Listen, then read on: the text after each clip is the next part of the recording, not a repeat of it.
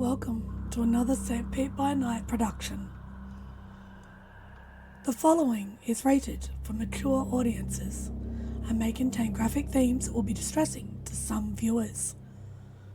As always, we recommend you ensure the safety and well-being of yourself and those around you at all times. Viewer discretion is advised.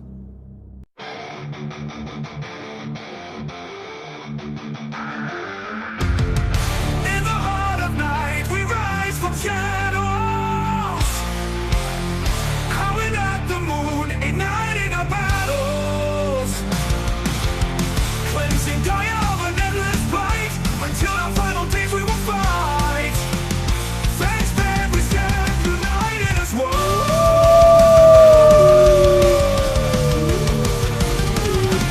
Evil spirits lurking with horror and dread. Little light leads us where the brave dare tread. Glory and honor, wisdom in our hand. Together we rise, take our final stand.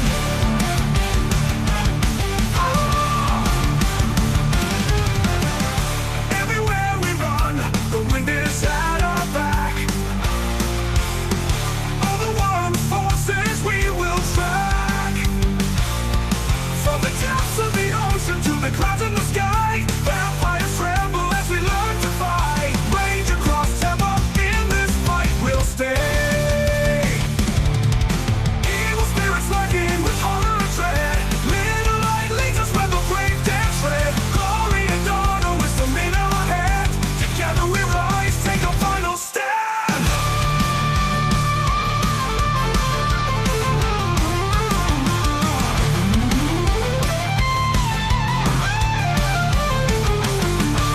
Rage across Tampa, in this fight we'll stay.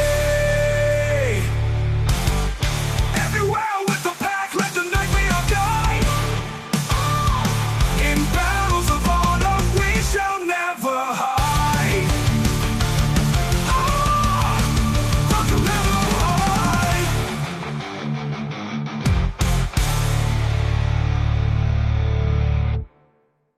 Good evening and welcome to the St. Pete by Night Entertainment Network. St. Petersburg by Night is a World of Darkness role-playing community originating in St. Petersburg, Florida. My name is Kent, also known as Kent on all social media, and I will be your storyteller tonight.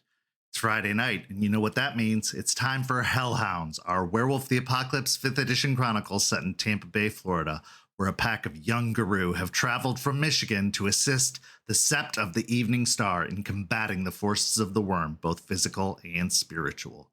You can follow St. Pete by Night on all of the social media listed in the description down below, and you can join our community by following that Discord link where you could take part in one of the many activities we have running all month long.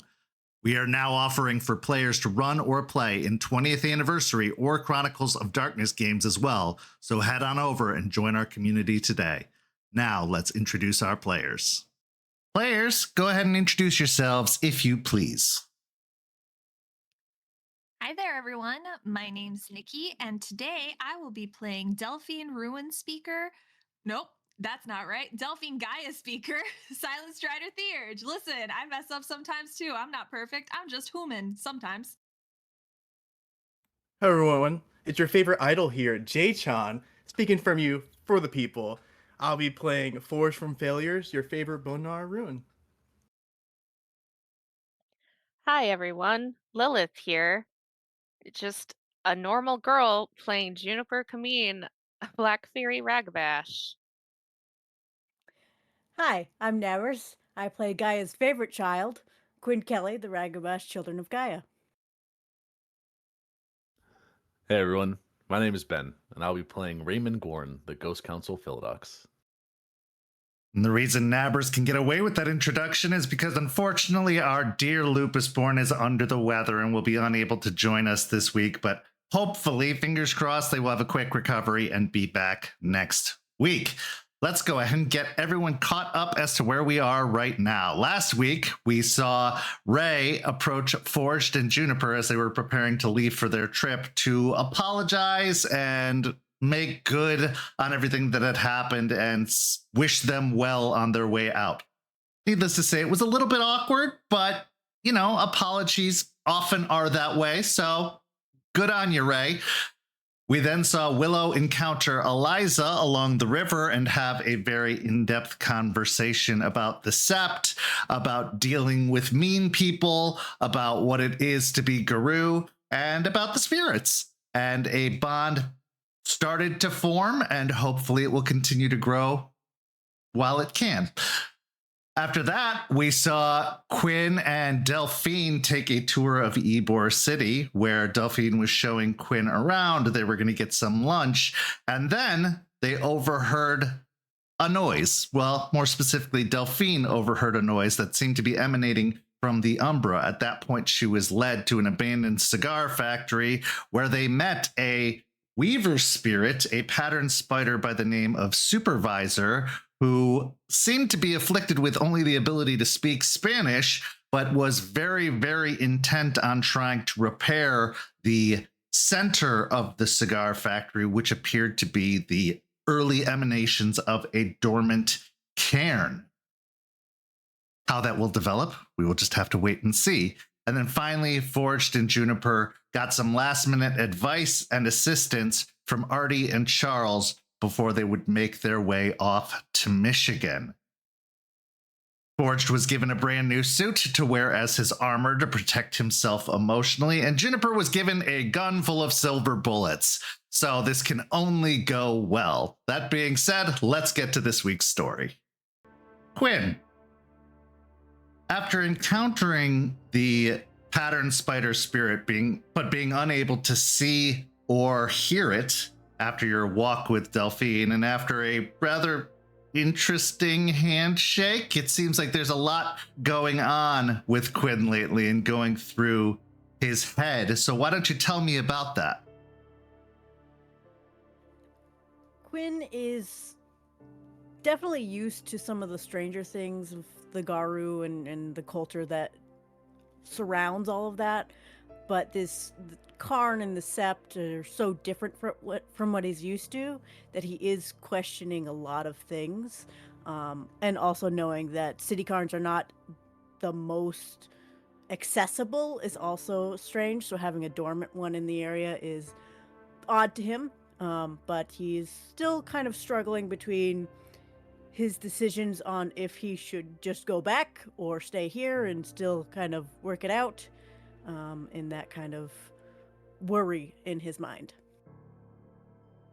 Well, in the meantime, Quinn has decided to do some research by seeking out the Sept's glasswalker, Artie Garfield. When you reach out to Artie, as I'm sure you were given his number early on to make contact, he invites you out to a apartment complex out on the west side of Tampa, more like the northwesterly side of Tampa. When you arrive, Artie is sitting out front on the hood of a Jeep that seems to be a dull green-brown color. It looks like it has been refurbished somewhat, but it still shows a lot of the cares of many, many years of use. One of the things that stands out the most, however, is the dent within the grille and the hood of the vehicle, looking like it had recently made a bit of an impact. But as you approach, the scene is yours. Quinn will approach, kind of assessing the car and the dent specifically, and I'll look to Artie and I'll say, "Woof, what you hit?" Cult of Fenris? Oh, that's right, they're around. I think that was something that was said. Yeah, around is a word for it. But what's up? I just wanted to see if you were maybe available to talk. Delphine and I found and he'll kind of look around the area just to see if it's safer to speak a little bit more open. As you spy your surroundings, you don't see anybody in the immediate vicinity, but it is the parking lot of an apartment complex and people can come and go as they please. He'll say, Delphine and I found a place of interest that we'd like you to help us renovate. Oh, well, sure. Let's head inside and have a chat. Yeah, thanks.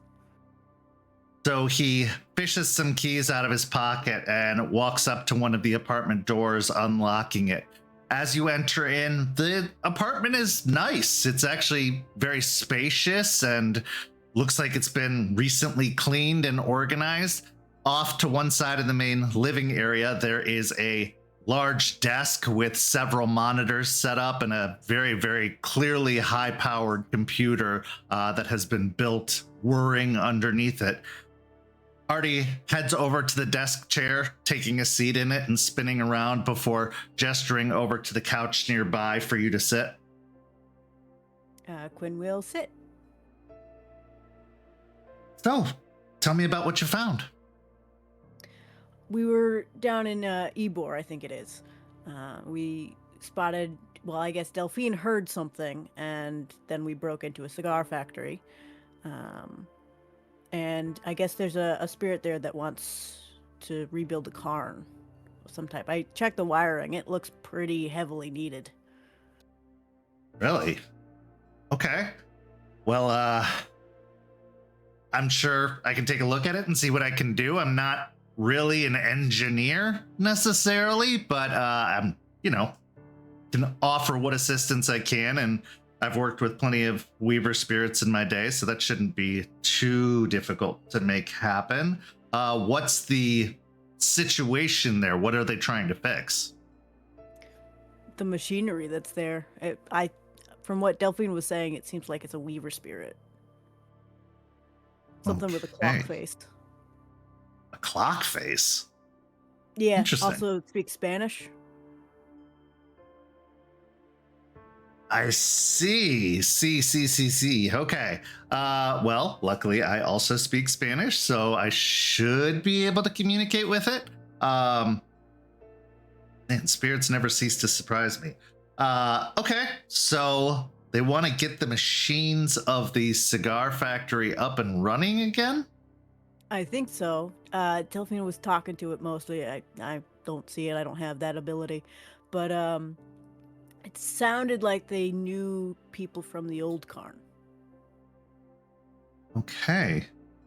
Interesting. I'll have to check with Jester about that. She's kind of been the sept historian of sorts and has found a bunch of old relics from the previous sept. So yeah, I'll check with her and I'll start looking into it. And he turns around in his chair and starts up the monitors and begins searching for Ybor City and cigar factories, and several windows open up of various locations. So how are things going? How are you settling in? I mean, things are okay. Ray's sad boy at this time, but he's okay. He's a pretty cool dude. Forge and Juniper left for some unknown reason that I haven't been told about, so I'm just kind of vibing in that. But I'm taking my opportunity to clean Forge's room because it reeks. Delphine's pretty good. I like her. She's nice. Yeah, I can completely believe the nightmare that room would be. Just if you see any bundled up socks in a corner or anything, you might just want to throw them away. Burn them. Got it. Yeah, for sure. But that's how everybody else is doing. I'm asking how you're settling in. I'm definitely struggling a little bit. Shaking off the nation is a little hard, especially when everything is so different around here, and yet there's still so many similarities. Yeah, I mean, Guru's gonna Guru, right? My first change was over 10 years ago at this point, and I'm still adjusting to everything. I've been here since the others arrived and since this whole idea came into being, and it is unorthodox, but I think current times call for some unorthodoxy. Yeah, I can understand that, I guess. Like I said, I'm just trying to shake things off, and then, I've got my own issues to deal with as well.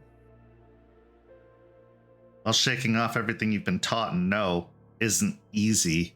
I had the benefit of being kind of a blank slate when it came to things. I was one of the only guru in the city after my change, and it took me quite a bit of time to run into any others. So I just kind of had to learn by doing.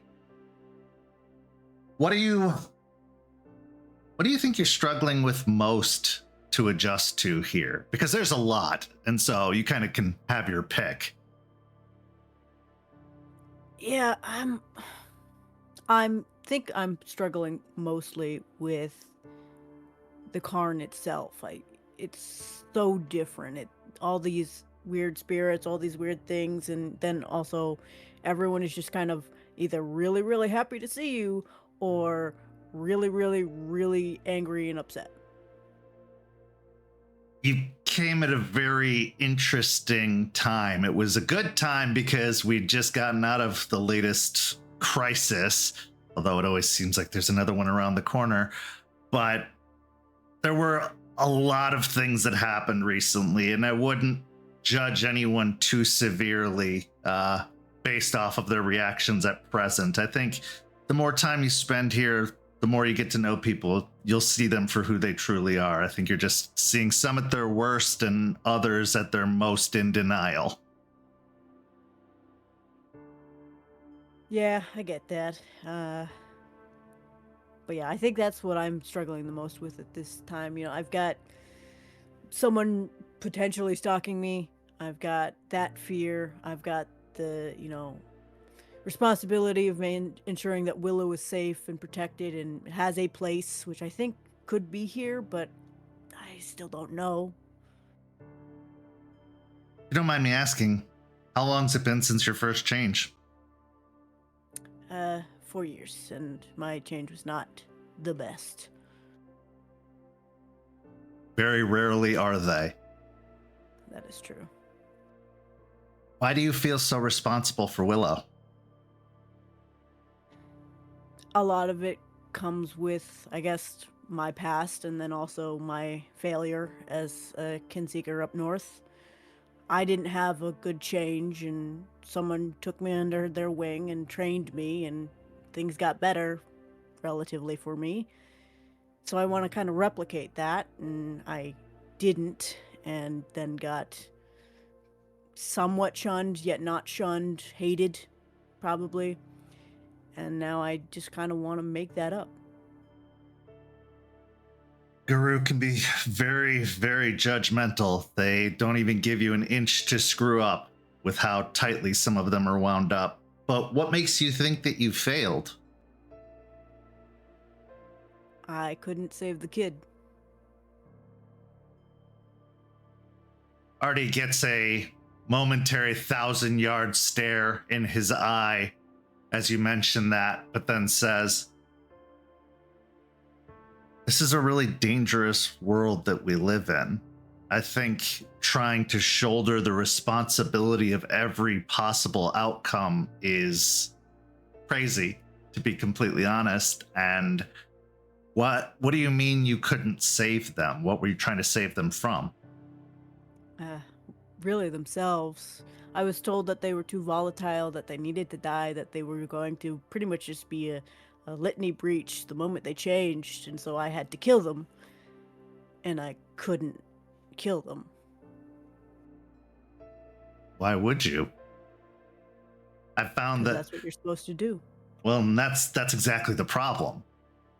Says who? Who says you're supposed to do that? I mean, the nation is so quick to jump to violence as a resolution to issues. It's no wonder that it's in the state it's in, and that more and more Guru are straying or becoming even more violent in the case of those of the Fenris following. I can understand the desire to want to find an alternative, to want to find another solution. In fact, I think you'll find you and Raymond have a lot in common in that regard, trying to find another way to handle a potentially dangerous situation. That just means you have a heart. It means that you're a good person. That's not a failure. And I'm going to tell you something you've probably heard a million times before, but let's make this 1,000,001. You can't help someone who's unwilling to help themselves. If this child was a kamikaze jet on its way to destruction, what were you going to do? Stand on the ground and wave your arms telling them to pull up? Like, you can't make them stop a destructive path if they don't want to. You can try, you can offer, you can put yourself out there, you can attempt to show them a different way, but if they don't walk that way themselves, I believe that you would have done everything you could. I believe that you did everything you could. And I don't think that's a failure. Do you take pride in what you tried to do? Do you take any positivity away from that situation? Quinn ponders this for a moment, and you can see it very evidently on his face that he's kind of warring between himself, between what he's been told and what he feels. And he'll take a moment and he says, "The only thing I really have pride in is the fact that I could find them. Everything after that it feels like a mistake." Why?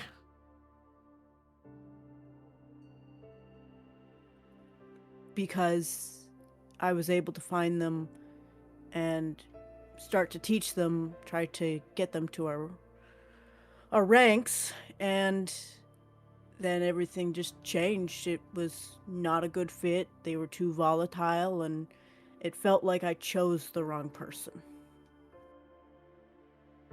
Well, it's not that simple, is it? I mean, Gaia points you in the direction, gives you the ability to find a kin about to change. That's really the hard part, isn't it? Is finding them in the first place. And I think, if anything, you stopped an even more potentially dangerous and volatile situation by finding them. I don't know if that's true, but I appreciate you saying that. When they don't know what they are, kins are especially dangerous because of the possibility that they might panic. And this is speaking from experience, unfortunately, that if you don't have any kind of guiding hand, any kind of instruction, you're gonna lash out. And without knowing even what the veil is, without knowing even what the litany is, all accountability for that lashing out goes out the window. If you found them, if you told them what they need to know and they still lashed out, that's on them, not on you. Because you've given them and shown them another way, another possibility. You gave them an opportunity and they, well, biffed it.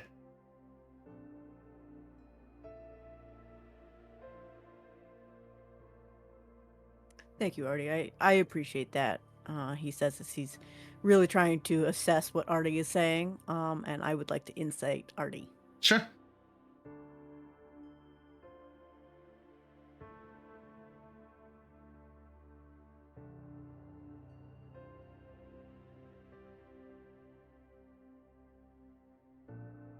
That's 4 successes. So there's been a mix of emotions throughout the conversation at the mention of a child having to be killed, a new turning going wrong. That definitely hit something relevant and recent in his mind. But in the talk of volatile changes without education, you could tell that is a very personal subject to him, that it definitely hits home, possibly due to his own change. As he had mentioned, he was the only guru in the city during the time of his change, and something must have happened based off of the way he's speaking about it. Okay. Quinn will kind of sit forward a little bit, and he'll put his palms out open to look a little bit more forthcoming. And he'll say, I know that I glassed over my change, but you said that yours was kind of alone and volatile itself. Do you want to talk about that? Sure. It's not something that I'm struggling with still. I've come very much to terms with what happened, but when I had my first change, it ended up in the death of my brother. Luckily enough, it wasn't necessarily by my hand, but by that sensation that normal humans get when they see us change. It caused him to run out into traffic and die. And I blamed myself for a really, really long time after that. But at the same time, how could I have known? How could I have known what was coming? How could I have known what was going to happen and how it was going to affect the people around me? I was my brother's only caretaker. We'd lost our mother just a little bit before that, and we were surviving as best as we could. And I could tell you this. I wish I'd had a kinseeker. I wish I'd had someone like you who could tell me what was coming. You could tell me what was going to happen. Because if you had, maybe he'd still be alive. It's so easy to let guilt in, to let guilt control us and move us. I mean, speaking personally, I did for years. I let it navigate my relationships and the way I would open up to others, and I found myself repressing all of those feelings rather than diving into it and really exploring the source of it. And the source of it was powerlessness. And for a while, being unwilling to accept what I truly was. That's a really common thing with Guru, is the difficult accepting of being Guru. That everything that was human, a human life, the normalcy that we were raised to believe that we would have, goes out the window. And on top of that, finding out that your life's probably not going to be as long as it should have been or could have been. That's a lot to take in, especially, you know, in the early years when you're still coming of age. I mean, science says that our brains aren't fully developed until we're 25. The Guru Nation says most of us won't live past 25. So in essence, we're children running around with the ability to upend semi-trucks and bring down buildings from the foundation with this almost uncontrollable anger from millennia of wrongs that have been done to Gaia. That's a lot to expect anyone to take. And especially with someone volatile, even more so. Maybe they see that strength as something that could benefit them. Maybe it's less about the fight for them. Maybe it's selfishness, or maybe it's just something that's hard to control, hard to gain a grasp on. I mean, the group that you've been placed with, saddled with, they all have their own stories of their change, and most of them, if not all of them, are extremely volatile, extremely dangerous. Lucky for them, Stakes Her Claim was there to bring them all together, to take them away from that volatility, to give them a place to call home. Now, you can ask them about their time in hell and the teachings they gained from that sept, but in reality, if left to their own devices, all the people that you either, at least in the short term, are calling pack mates probably would have been like that child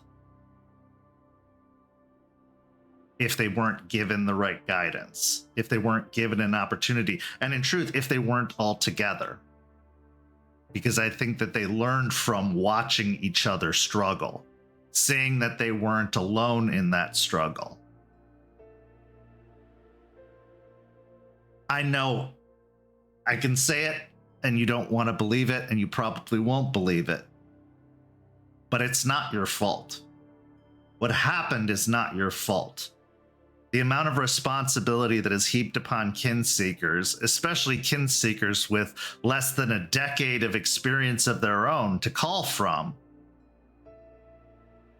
it's one of the things that's wrong with the nation. This isn't a sprint, it's a marathon. This fight that we're in to save Gaia, if it were quick, it'd be over already.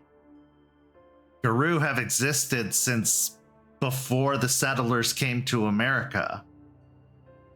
That's more than almost 300 years at this point, and probably long before that too. We can't think in the short term. We can't think of, if they don't get it right on their first day, they need to be put down. That's an old world mentality, and with fewer and fewer Garou having their change each year, we have to show patience, and we have to offer forgiveness, and we have to allow others to correct their mistakes. Otherwise, we are doomed for certain. Because every time a Garou changes, it might be the last Garou to change.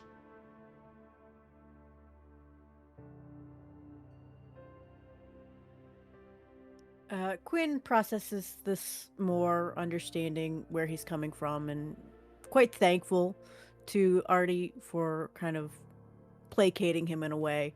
Let's say he'll ponder telling him something, and then he'll just look up at Artie and says, I killed my mom. Sorry to hear that. That must have been really painful and tough. I want to say that it was an accident, but I genuinely think I wanted to kill her. Well, the change is often caused by intense emotions, and in that time you probably did.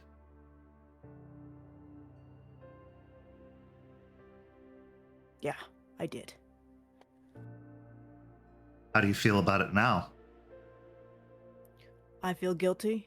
She was the only parent I had left, and I killed her because she was trying to hurt me again. And I've had 18 years of her trying to do that to me, and I just couldn't take it anymore. Do you understand the concept of nature versus nurture? Vaguely. So, some would say, or at least there was an old world mentality, that Garou are Garou from the day they're born. That their change is their coming out party, their coming of age, them finally realizing their potential, that it's their time. Nature. I've come to learn and believe that there is nothing predetermined about it. We're not destined to be anything. We choose to be what we are, and we choose what we are and how we handle it based off of how we were raised. It sounds like you came from a very abusive environment, so that makes you very protective, and also probably a little bit scared, and definitely hurt. Everyone has their own experiences that shape what kind of Garou they're going to be. Maybe it was predetermined, maybe it's genetic, or maybe Gaia's trying to tell us something, teach us something. Whether it's as an individual with our own change, or as a kinseeker experiencing another's first change. You handled the situation the way you did because of your own personal experiences. How is a troubled child best handled by murdering them or punishing them so harshly? They say that a lot of the people who are sent to jail for minor crimes are going to commit crime again afterwards. That this attempt at rehabilitation through the prison system fails. It just creates criminals. Whereas a young child who steals a candy bar from a gas station can just be told to go back and pay for it or return the candy bar. They can learn a lesson from it rather than being hauled off in handcuffs in a very frightening situation.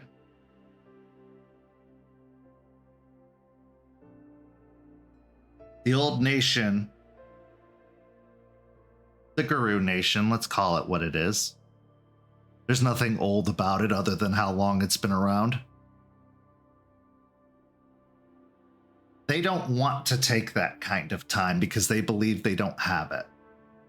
They believe that the war is so raging that every situation is dire. But there's always going to be another situation. On the heels of whatever they're dealing with, there's going to be another one, because this has been building the entire time. Ever since man picked up their first spear and embraced the weaver. Ever since we learned to hunt and embrace the wild. Ever since the first living being died.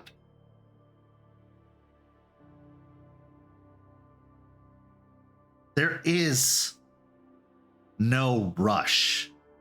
And I believe rushing is what has killed so many Guru. Because they had to be ready before their time. Because they had to be forged from the day they were born.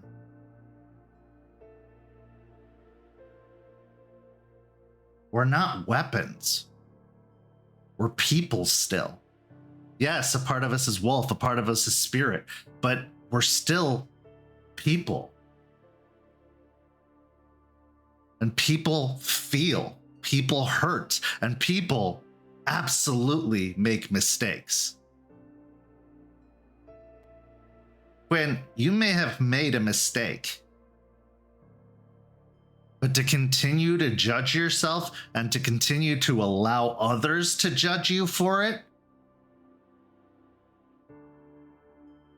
you don't need to do that. If you've apologized, if you've been forgiven, if your sept cleared you of any responsibility, anyone who's holding on to that still, holding that against you, is looking for a fight no matter what. And they don't even care who they fight.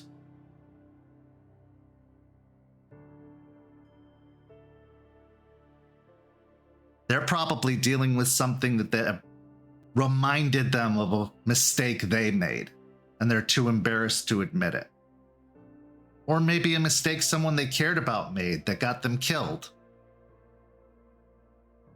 But you're still fighting the good fight. And don't let anyone tell you otherwise. And it's not about where, and it's not about with who. You can choose who you want to stand beside you in battle.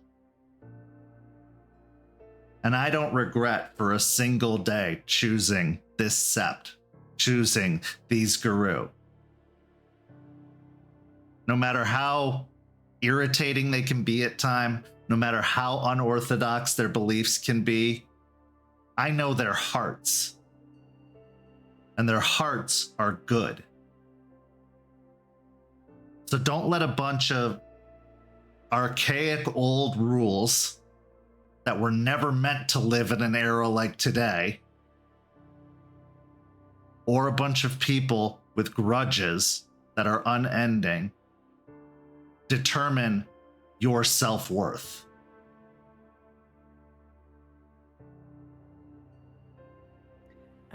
Quinn will start to kind of shake a little bit, mostly in his arms. He'll try to like hold his hands together to try and stop himself from shaking. Says, "Thanks, Artie. I appreciate that. I think I gotta stop talking about this, and I need to go." Okay. Well, I just want you to know that my door's always open. A lot of these others, they're young. Even the elders of the Sept. They don't necessarily know what it is to live in this life for an extended period of time. But there are those of us who do. There are those of us who've been around the block more than once and have seen everything that is right and wrong with the world you come from. Don't be afraid to reach out. Don't be afraid to talk about it. And I promise you, anything you tell me will be in the strictest of confidence. You are in the right place at the right time. Now you just got to start believing it. Quinn will smile and says, "Thanks, Artie. I think I'll talk to Aspen about kin seeking." I think that's a good idea. Well, I'll keep looking into this situation with the Ebor cairn, and I'll keep an eye out in the territory for any new arrivals or unexpected individuals lurking around the edges. But you've got friends here. You've got family here. And we won't let anything bad happen to you for as long as you choose to make this your home. Thank you, Artie. Gets up from the chair and walks into the kitchen, and then returns a moment later with a bottled water and goes to open the door for you, saying, "You should probably drink this." Quinn will take it. Have a good rest of your day, okay? And do something for yourself today. Something not having to do with Gaia or being Guru or the endless struggle. Just something for you. Thanks. I think I will. Good. Have a good day, okay? You too, Artie. As you step outside, the door slowly closes behind you. What's going through Quinn's mind after this conversation with Artie? Quinn is thankful for Artie for kind of getting him into a headspace that he kind of needed to get out of. All this talk about Gar Nation versus this nation, and his own thoughts and feelings about his mistakes and his failures kind of being reworked or rephrased from Artie is allowing him to kind of rethink how he had been seeing it. He kind of skirts over the fact that he told anyone anything about his mother, doesn't want to ever think about that. And he feels better. There's definitely a weight that's been lifted from him, and he might take Artie on his suggestion to do something for himself. So what does he do? Quinn will most likely go and try and see if there is some sort of club tonight. All right.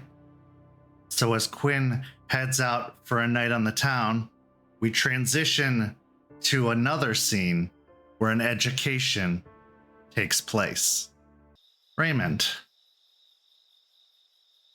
you were given a very important task to make up for the shame you were given for your actions that led to the death of Sean Cross in attempting to save Jordan.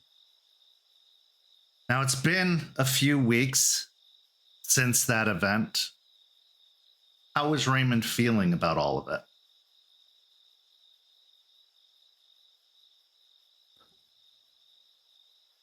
Over the past few weeks, Ray's calmed down a bit. The heavy emotions that were surrounding the situation have lessened a little, but that feeling of guilt and that feeling of blame that he's put on himself, even after the letter was read, it's hard to shrug off. So, over the few weeks, he's been a little bit more sluggish, a little bit more slow, a little bit less talkative, if that's even possible for Ray. But with a task now at hand and with clear direction now to do this training and to talk with Eliza, there's a little bit more of a drive to do something. He's looking forward to this. How is Raymond feeling about having to stay behind while two of his pack venture into a potentially dangerous situation?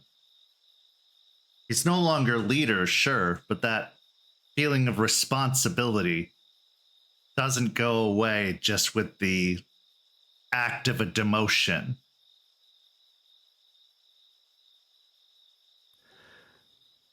Yeah, Ray definitely feels in a way that he's once again, I guess, betrayed them, because especially Forged, like he made a promise to go up there and to help Forged find his son, and staying back, having to do my redemption and my training and not being able to go up with them, it goes against what I try to do in these situations.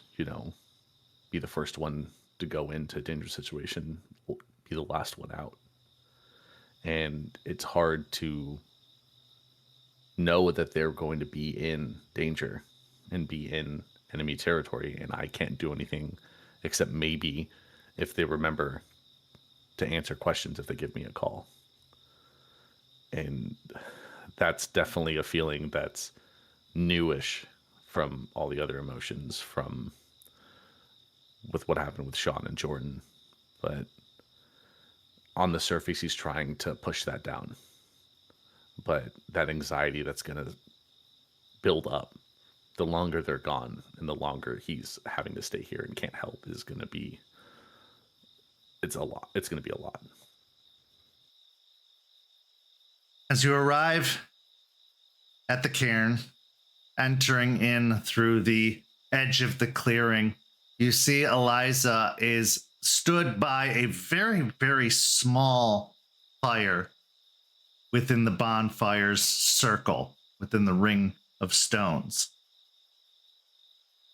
As she sees you arrive, she offers a very, very warm smile in the grandmotherly way she is wont to do.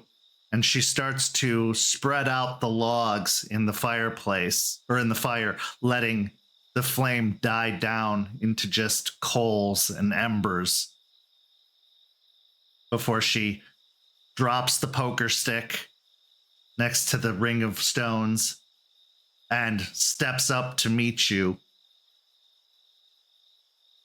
Evening, Raymond.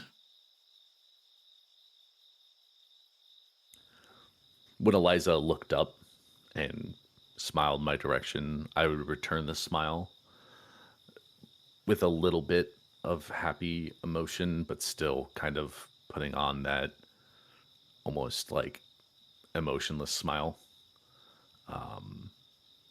And then when she approaches, how's it going, Eliza? It's a beautiful night, so I'm doing quite well. Can we say the same for yourself?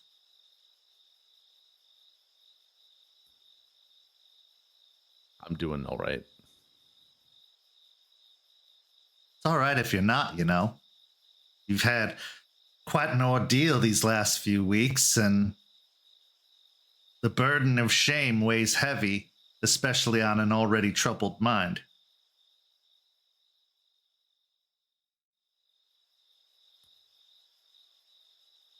mean, at this point, I'm trying to, I guess, put on an air of okayness just to kind of get me through. I think it'll be a while till I'm okay, but, you know, it's just something I kind of have to work with. Ah, yes, the good old fake it till you make it. Someone spent some time learning from Charles. Well, let our lessons begin then. Fake it till you make it is all well and good when you're dealing with humans, when you're dealing with other guru. But you know who you can't hide from? Spirits. They read you like a book. Why? Because they are, in a way, manifested by your feelings, even the repressed ones. Look up at the sky. As you look up above the clearing where the trees leave a nice halo around, but plenty of clear sky can be seen up above. The stars are brilliant and bright and numerous. How many stars do you think there are up there?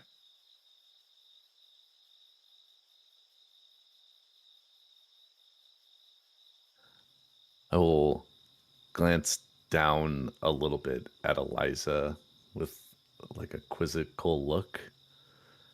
I mean, is that a rhetorical question? Because, I mean, I could sit here and count them all, but I mean, I'm not asking for an accurate answer, Raymond. How many do you think there are? Take a guess.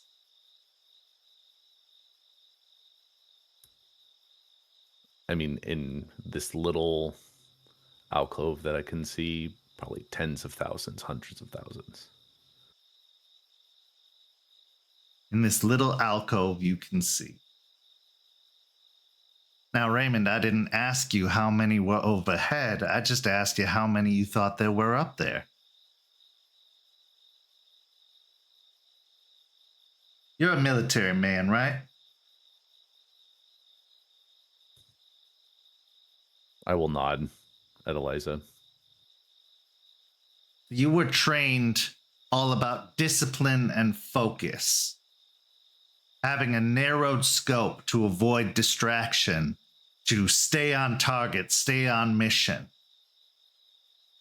to act to the very letter of the instructions you were given, right? Yep, that's one thing they teach you is verbatim compliance. How do you feel about that? And don't give me the military boy answer of, sir, yes, sir, do what you're told. How do you, Raymond, now detached from that service for a couple of years, how do you feel about it?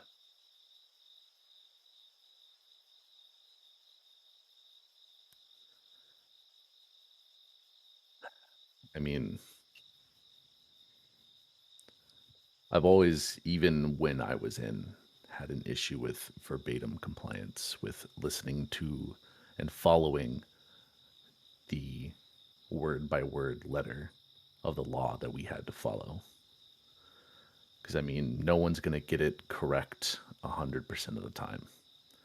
And even if the information we get is correct, there's always something that can change on the fly, or they leave out that one piece of information that could have been crucial or was missing and we didn't know at the time. But we followed it, and there was always issues.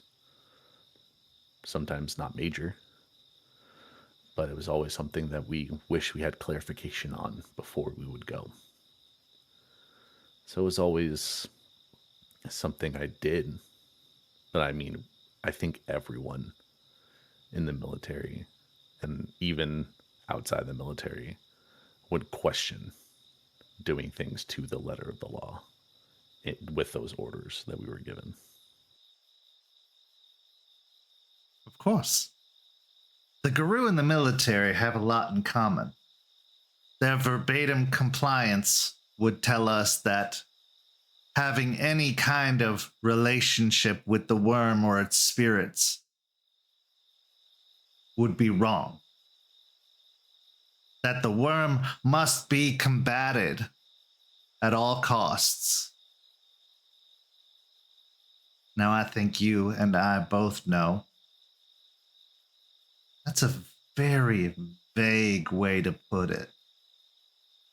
What does combated even mean? For a military man, it might mean guns and bombs and killing. For an intellectual, it might mean sorting out a solution, investigating. For an emotional empath, there is no clear answer. But by rights, all of those paths could be termed combating. Problem is, Raymond, long has the nation been in the hands of military men. Only one definition is acceptable, and anything else is treason and heresy. I can't imagine why we're losing this fight. Because you can cut a bush time and time again, but you know what it always does? It will eventually regrow. As do the spirits. You see, you can't destroy spirit. You can break down their current inhabiting form, but they will return to the spirit wilds and be made once more. Over and over and over again. So you can take claves and claws and fangs. You can rip and rend and tear. But you're just treating a symptom, not the illness. And make no mistake, the worm is very ill. But not all worm spirits are Banes. Banes are the manifestation of that illness. They are spirits who have sided with a sick worm, not just the concept of the worm, because the concept of the worm in its very inherent nature isn't wrong. Everything dies, Raymond. From trees to grass to you and I. Everything has an end. And it must have an end so a new beginning can be made.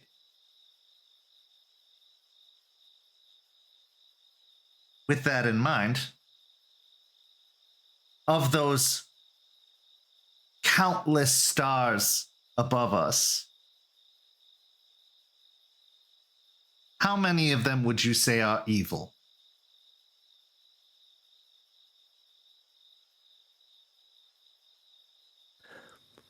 Looking up at the sky and scrunching my face at the question.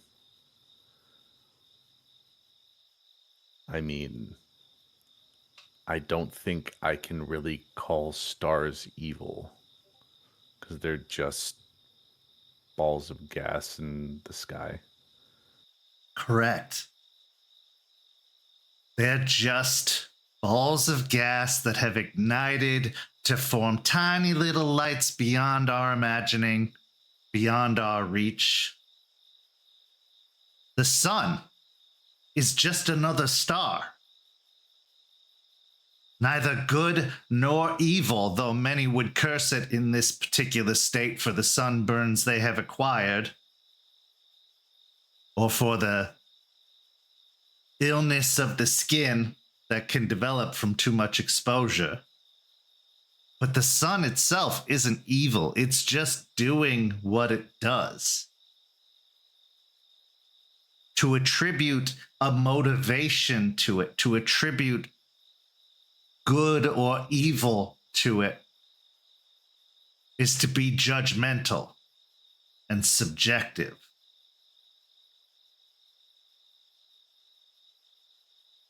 Being a Bane Tender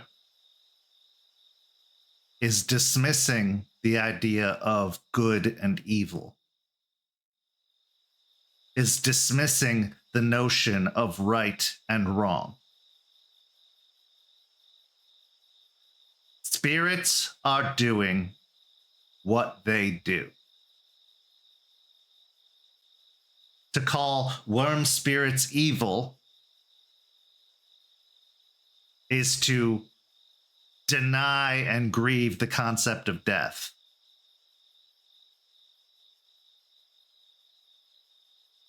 Now, Banes can have very malicious motivations. It's true. But they're supposed to. They're manifested out of maliciousness and sorrow, boredom, and excess. They themselves aren't evil. They are just a representation of emotion or concept. They're a representation of the actions you and I and the others take.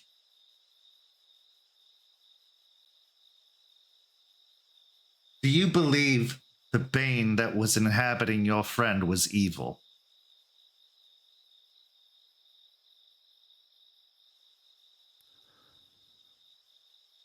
I will stop looking at the sky and turn to face Eliza and without hesitation say yes.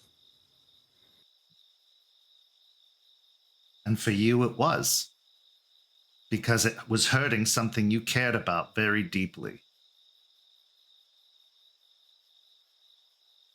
And that's entirely understandable. But what's evil to you isn't evil to everyone. Your definition of evil is your own. What happened was a tragedy. Suffering is a tragedy. But it's also human. It's also natural. Pain is natural. Sadness is natural. It's neither good nor evil.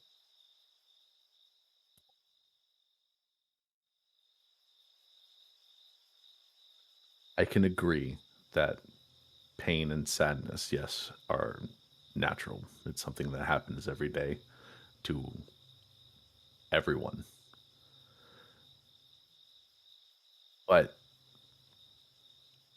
people or things that purposefully cause that pain and that sadness and suffering, that is an evil act because they're choosing and going out of their way to enact that.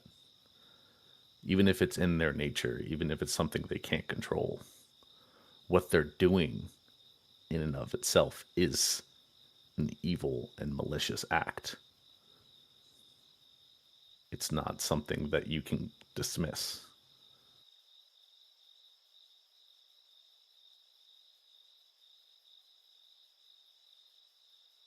See that perspective? Most certainly. But Banes aren't people.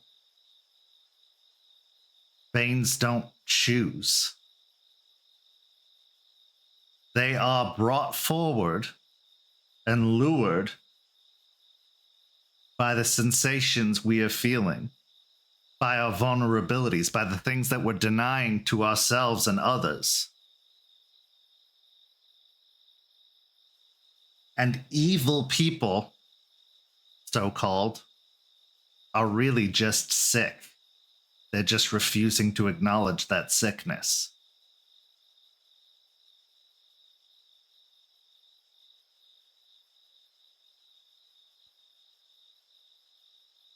I mean, sure. I guess that's one way to put it. But the people that are, as you said, sick, and maybe they don't understand, or it's in their nature to, go out and kill people, for example. Like, they don't have that emotional connection that killing people is bad. They may be sick and they may not know that what they're doing is wrong. But most of them, in some way, because of the society they were raised in and the beliefs and the goodness that was tried to be instilled on them, they have to know what they're doing is bad, and they still choose to do it, and they get pleasure from it. Isn't that kind of what Banes are doing as well? Are you evil, Raymond?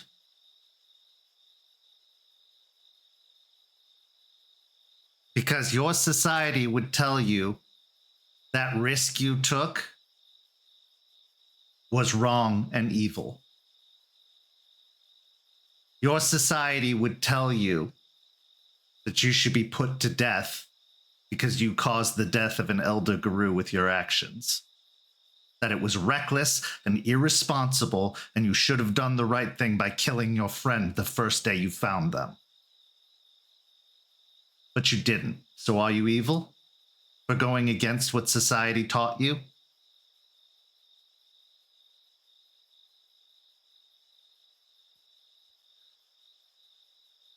My jaw will clench a little bit at that question and remark.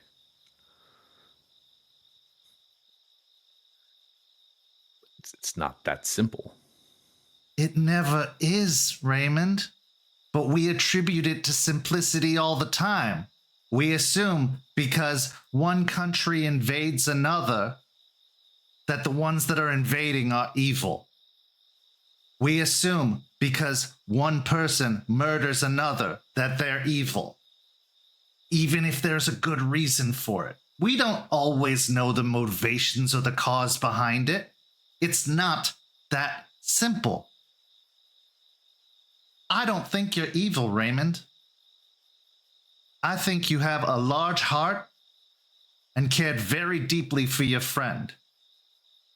You wanted to save them at any cost because you felt guilty of what happened to them. You took responsibility for something you're not responsible for. That just makes you someone who cares.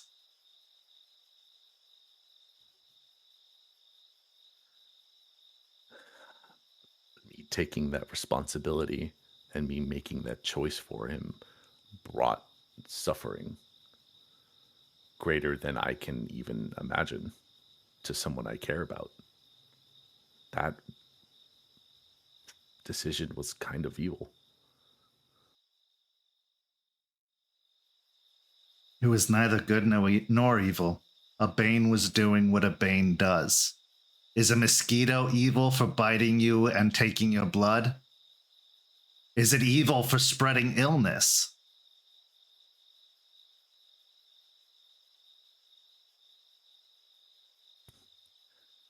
No, I guess not.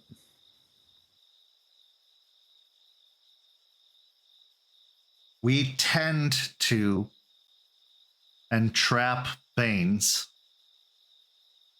because we believe there's something worth saving.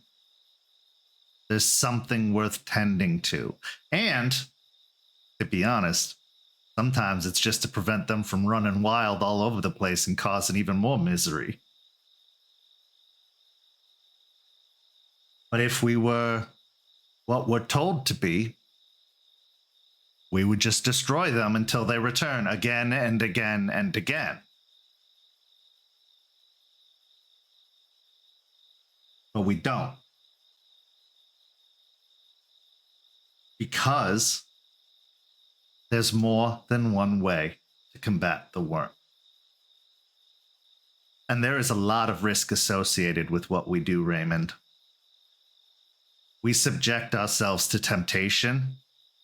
We provide potential openings for these entities to try and seize control.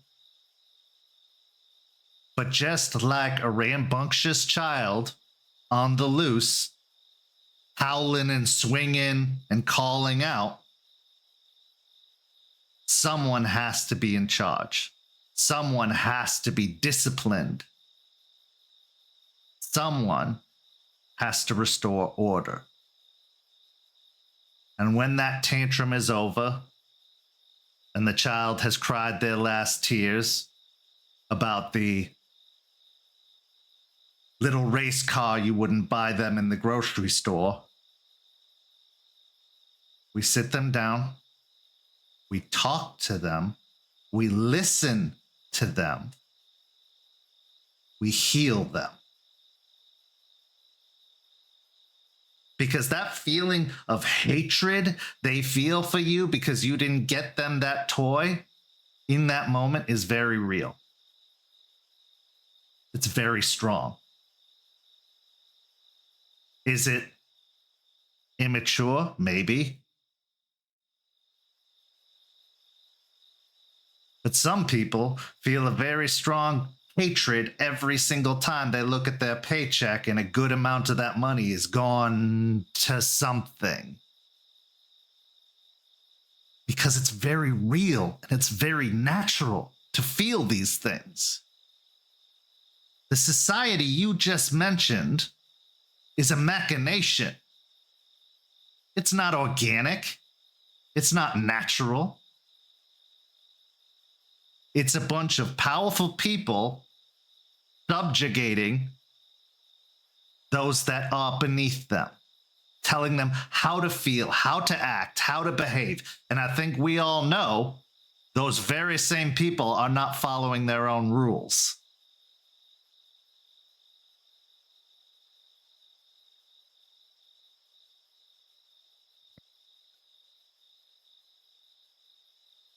Right and wrong, just like good and evil, are constructs, and all of them are part of Gaia.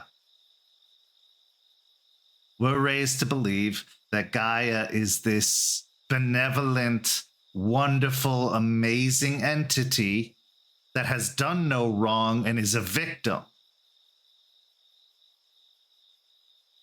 But Gaia is the creator of the worm, just as she is created by it. If Gaia was truly pure and innocent,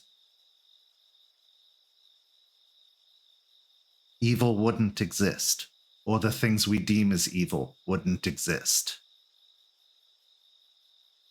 Because selfishness and self-preservation go hand in hand. It just takes it a step further. And sometimes the selfish thing, or the self-preserving thing, is the right thing, even if it doesn't turn out the way we hoped.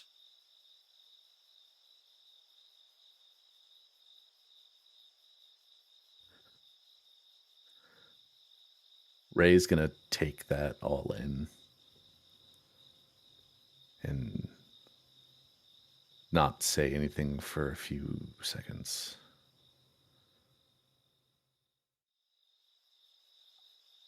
I get what you mean. I understand where you're coming from and what you're trying to imply, but you're saying that a Bane Tender traps and acts as a warden for Banes in a sense, like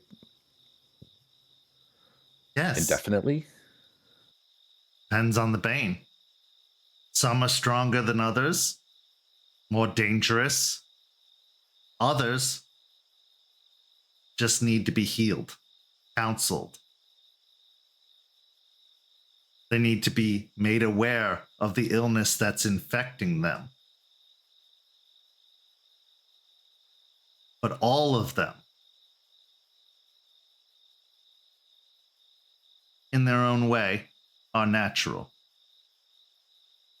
They didn't cause the things that created them. They were made by those things.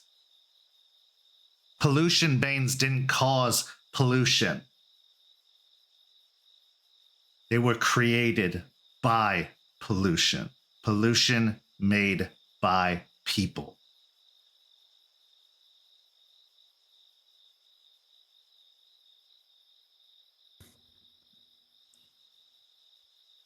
If we're supposed to heal them and, I guess put them on the right track again, but it's with the example you made, if it's a pollution Bane that's made by pollution, made by people, how is the cycle ever supposed to end? How is the healing supposed to work?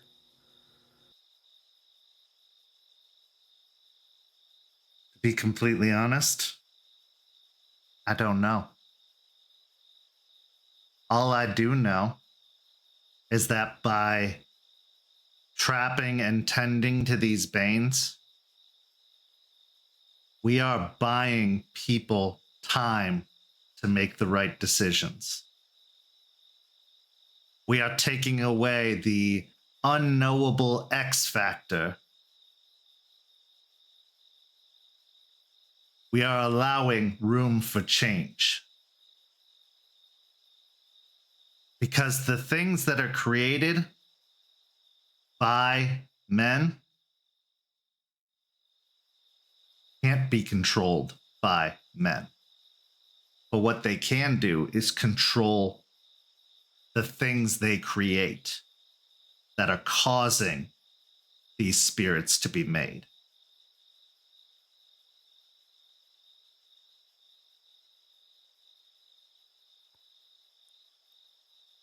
I mean, that's kind of a tall order to ask for. And being a guru ain't fighting for the survival of all living things, throwing our lives to the wind and sacrificing them for people who don't even know we exist or care, people who are afraid of us. You want to talk about a tall order? You remember what it was like to learn all of this for the first time? To be told that spirits are real and the earth is real and Mother Nature is dying and it's your fault and now it's your job to change it.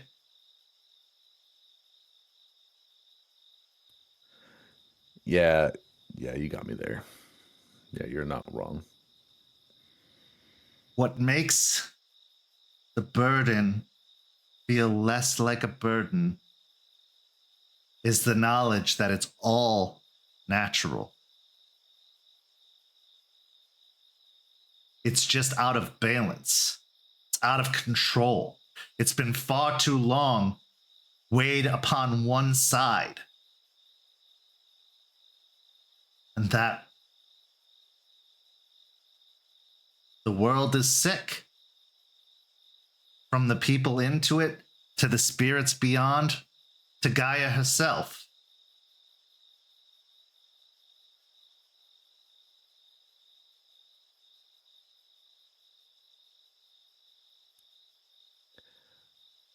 Ray will nod his head at Eliza. I agree with you on that. I definitely can understand the balance that needs to be restored, and that combating it in the way that we were taught doesn't always work. So I guess now, how do I do that? How do I combat it in the way that you were talking about? We study, we learn, we listen. Bane Tenders aren't just warriors.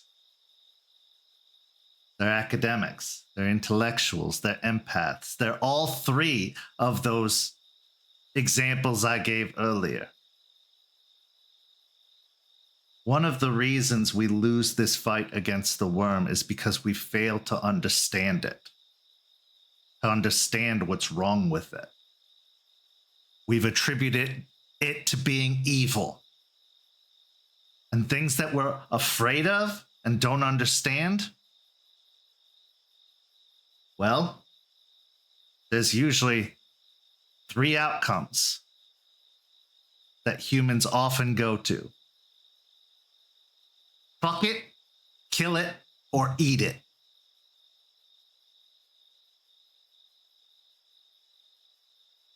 But there's a 4th one. Understand it. Because if you can understand it, then maybe you can help it. And I don't mean help it do what it's doing. I don't mean causing more of it. But helping put it in its right place. Helping put it back into balance.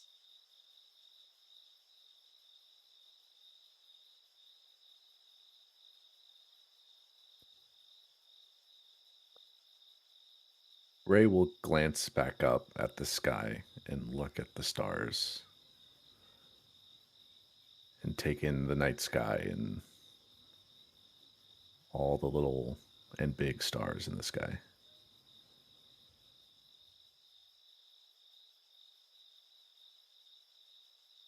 I want to understand these things more because I don't want what happened to Jordan to happen again to anyone if I can help it.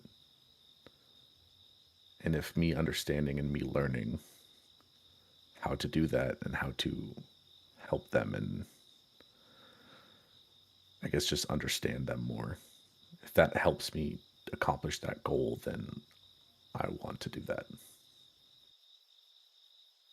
Well, I'm going to tell you something, Raymond, and I have a feeling you've heard it before. You can't save everyone. You can help to try and prevent others from being afflicted by this, others from having the experience that your friend had, but you won't be able to stop all of them. You won't be able to prevent it for everyone. You just have to try.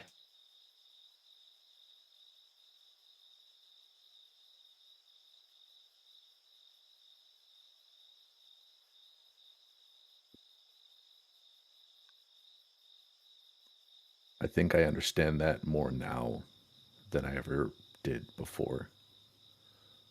But like you said, I still want to try. But I don't want to make any more rash and potentially deadly decisions at this time. I want to be more informed and more knowledgeable before I make a decision like that to try again. And you should try. You should always try. But you also have to accept that sometimes you are going to fail. And sometimes the only answer is violence. It's an unfortunate truth. if they can't be helped, if they're more of a threat than they are able to be dealt with, then we do what we must. I think a little bit more understanding and empathy would have done you good during your time, during your struggle. I think if the others had truly known what it meant, the weight that you were being burdened with, I think they wouldn't have reacted the way they did. But part of that falls on you. Because if you don't let them in, they'll never understand you. And in a way, they'll never truly know you.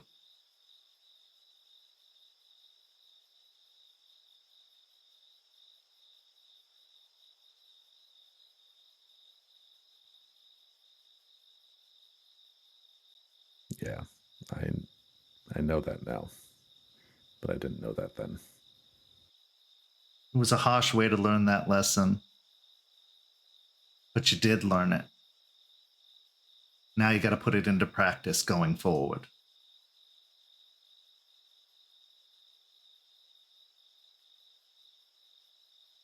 What is your relationship with your friend now?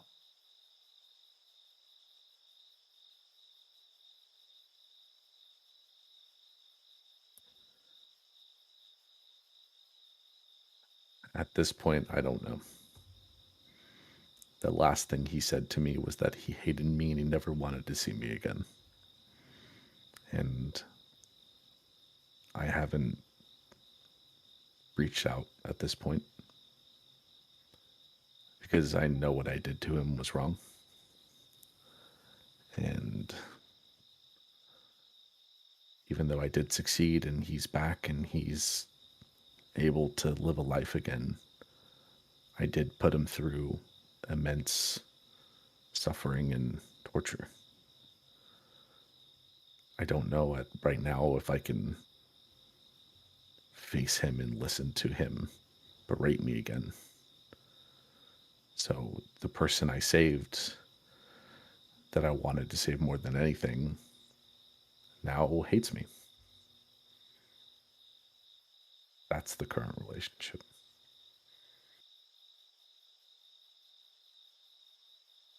You're gonna have to. Because your first task in your training as a Bane Tender is to go get yelled at and to practice empathy and understanding for what they went through.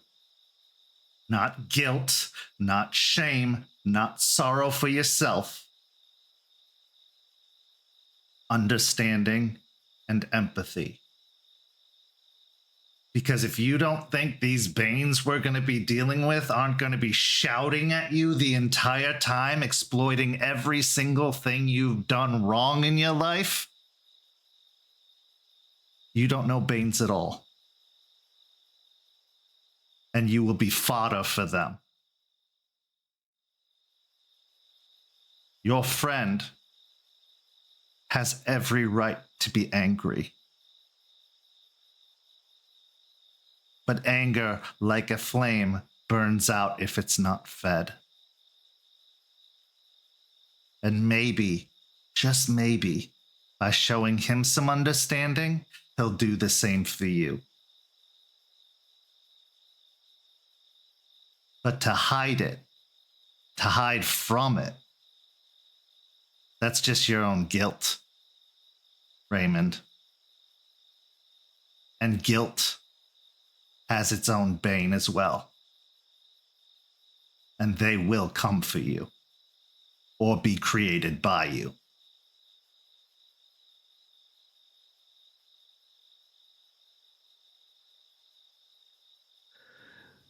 Ray will look down at the ground and rub his face with his hands.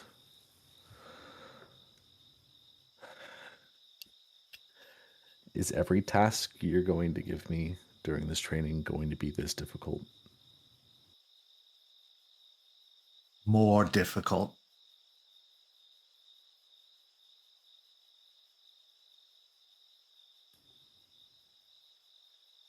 To be a Bane Tender is to be unshakable. Is to be able to stand against the worst of what we've created. To stare it down and not let it move us. You will experience fear like you've never experienced. You will feel anger like you've never experienced. And guilt and shame, envy, lust. You'll feel it all. And you'll feel it just as intensely as your friend, if not more so.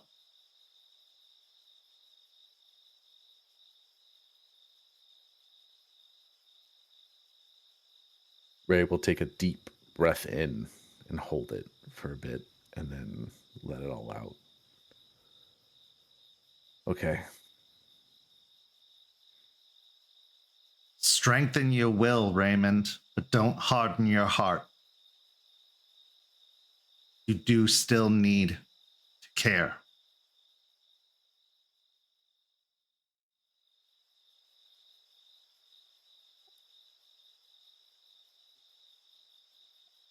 I don't think I'll have a problem doing that.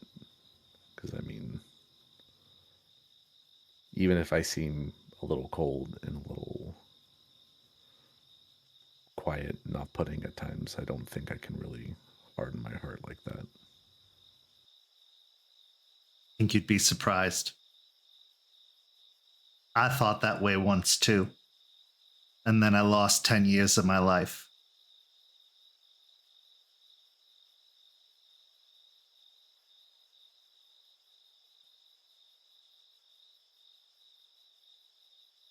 I guess I need to go talk to him. Yes, you do. And if you aren't ready, get ready. And do it quickly.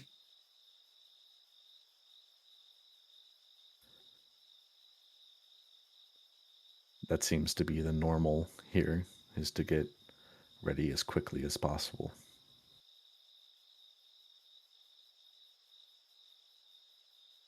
Yeah, sometimes. But for you especially. Because the Banes don't wait for you to be ready. And they need to be tended.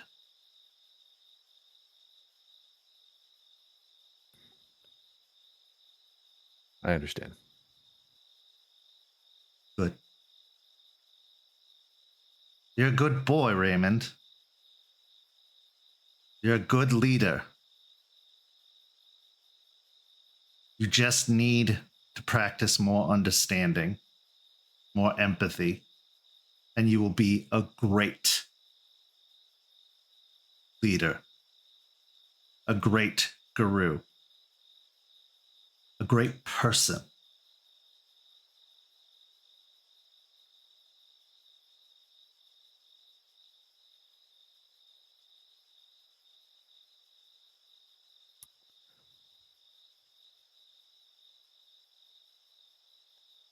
I think it'll just take me a while to really learn all that. But I don't really have a while now, do I? Neither do I.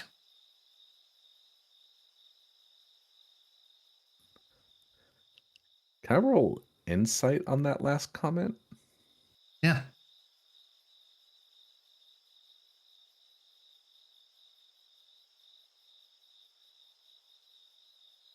Are we at 1, 2 rage? Or... You're at 1.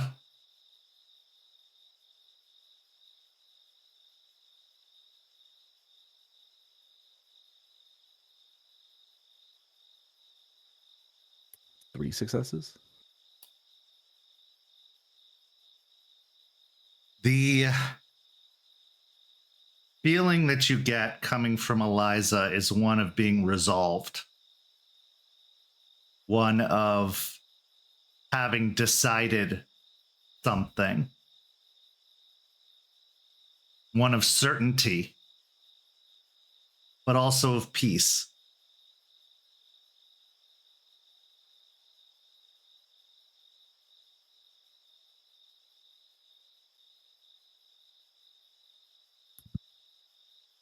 I will look at Eliza and kind of study her a bit.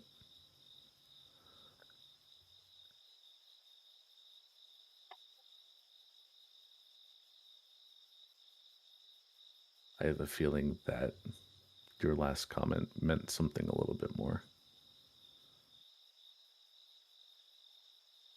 We've all made mistakes, Raymond. Just like you have to face yours, I too have to face mine.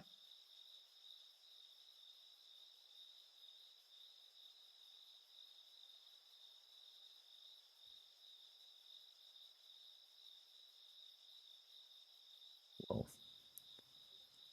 I know that I kind of have to face mine alone, but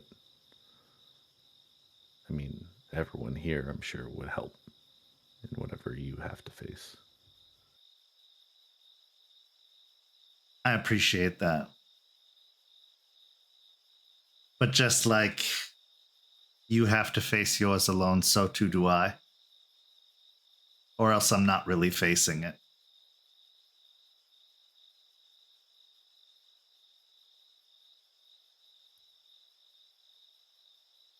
I can understand that. That's all for tonight. When you get into the struggle of good versus evil, right versus wrong, just look to the sky and remember what I said. The stars are neither evil nor good. They just are.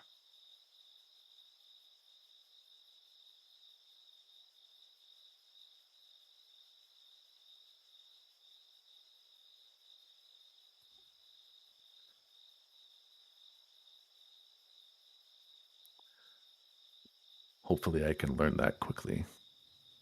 But thank you, Eliza. I appreciate it. I appreciate you, Raymond, more than you'll ever know.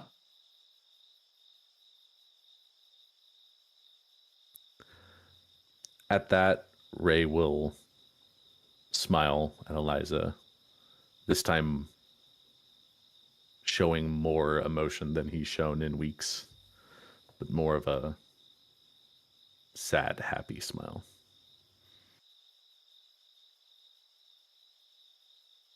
And with that, we go to our break. We'll be back in just a few minutes with the second half of tonight's story. St. Petersburg by Night is brought to you through collaboration with our partnered vendors, Chromatic Creations, Panchi Artista, Ember Fox Dice, Champs Tramps, and Howl and Hop Tea. Links to our partnered vendors, as well as our Twitch and YouTube channels, can be found on our website, stpetebynight.com. You can follow St. Pete by Night on all socials with the hashtag St. Pete by Night. If you wish to support our programs, you can do so at ko-fi.com/St. Pete by Night to help keep the stories rolling. Delphine. Heavy is the head that wears the crown. And right now, that's you. Pack leader. It's only been a few weeks, but you've already been put in quite a few positions to make some very hard decisions. Being leader is also taking responsibility for the actions of your pack and making sure that any potential messes are cleaned up. Biggest mess as of late has been that of the death of Sean Cross, and this now fully healed Jordan. But has anybody ever truly fully healed after an experience like that? And after everything they've been through and what they know, they remain a liability. As leader, that means they're your liability. What is Delphine feeling in this moment as she heads to the neighborhood?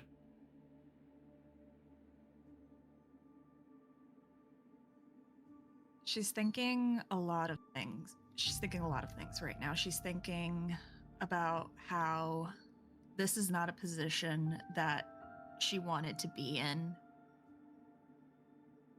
This scenario is not one that she ever wanted to experience. But she will deal with it nonetheless. She's thinking about how it shouldn't have gotten this bad. She's seen the damage, both in what everyday humans see and what we as Garu can see beyond. And it's a mess on all ends. And she knows that it can't be left unattended, because if left unattended, it can just continue to draw danger to the area, to their sept, and to her pack.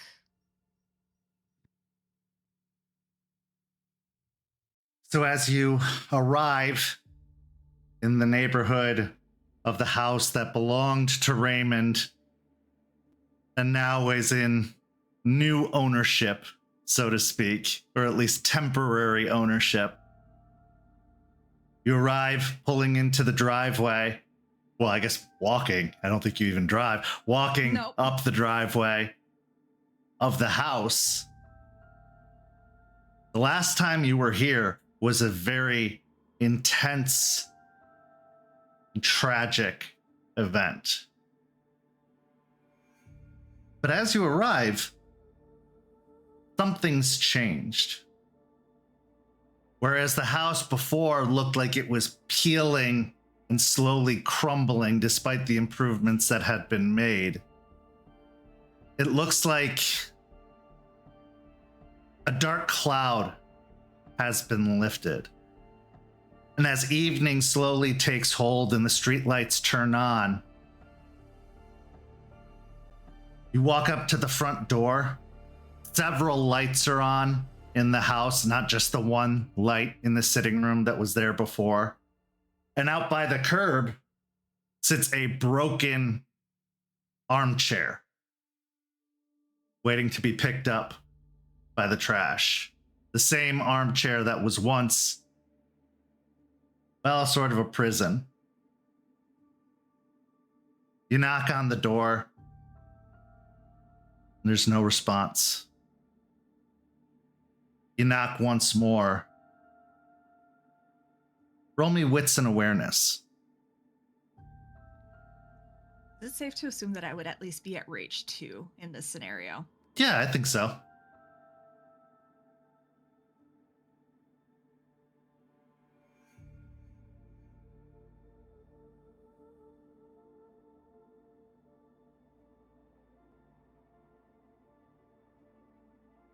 Four successes. You hear a curse come from around back of the house outside before you hear some metal clattering to the ground.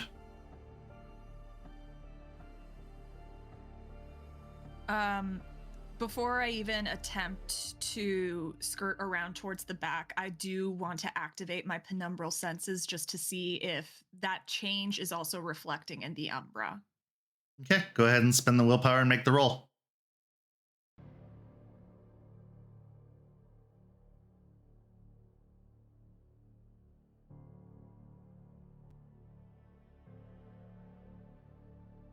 Three successes.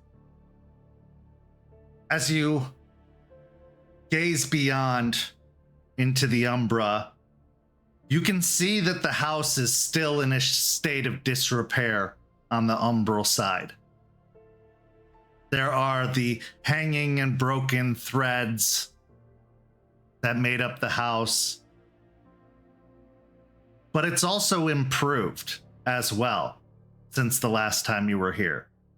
You can see that the darkness that seemed to emanate from within has all but disappeared. While there are some shadows in the corners, not nearly as bad as it once was. And you can actually see a couple of pattern spiders nearing the building, inspecting it, and starting to crawl up the side. She'll look to the pattern spiders and crouch down a little bit just so she's more at level with them. And she'll quietly comment to them, "We got rid of it, so it's safe to come closer and start fixing things." The spiders turn to you almost mechanically, looking you up and down before just moving towards the house and starting to climb up the sides. If you have friends, I'd recommend bringing them along. And then she's going to start quietly moving around the house towards the back. Hey, give me a dexterity and stealth.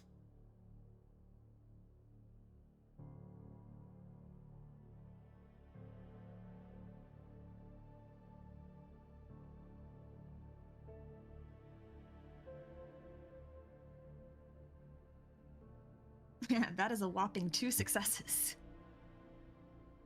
Okay, so as you try to kind of move your way around,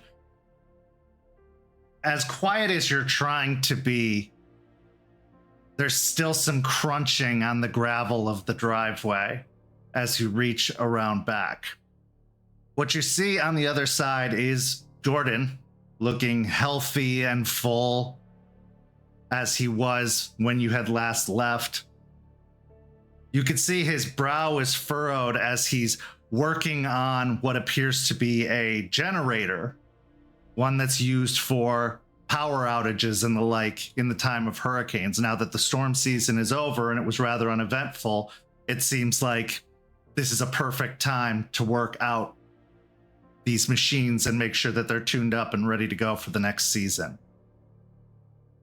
Jordan has a box of tools off to one side and looks like he's taken off the paneling, the housing of the generator itself, and is now pulling some of the parts and pieces out, examining them and setting them off to the side. She feels her gaze harden a little bit. She can't help it. Looking at him, she just sees the catalyst of everything that went wrong. And she knows it's not his fault. She knows this. The rational part of her does. But the emotional part is just remembering the events of that night. And she can't help but feel a little resentful that he lived and not Sean. Without even looking over, Jordan says, "Keeping tabs on me?"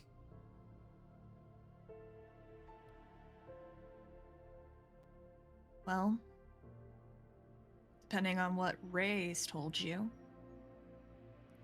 shouldn't be unexpected.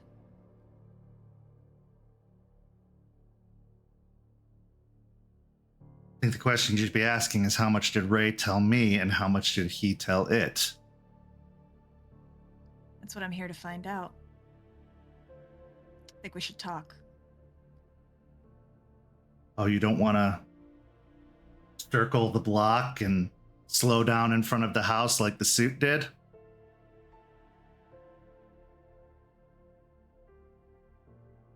He's the one you should worry about more.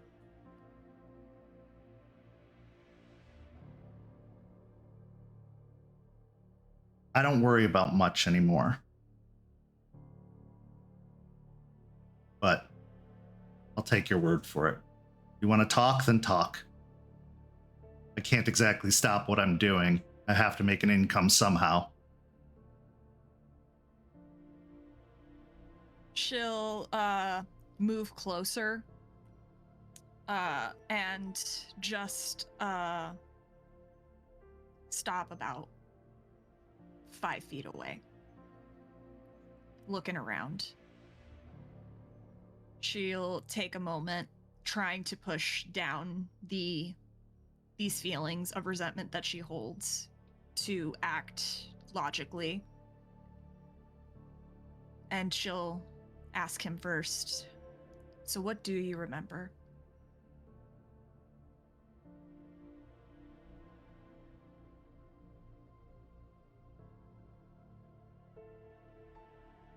Pain, betrayal, suffering, watching through a window of a house that I can't get out of,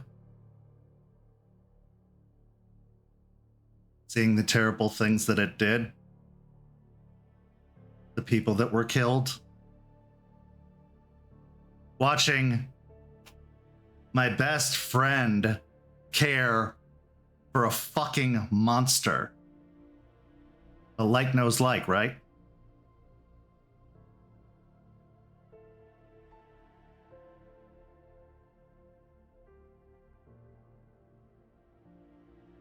You would call us monsters. I would call him a monster. I don't know you. So I'm not going to cast judgment on you for what Raymond did. But you know what we are.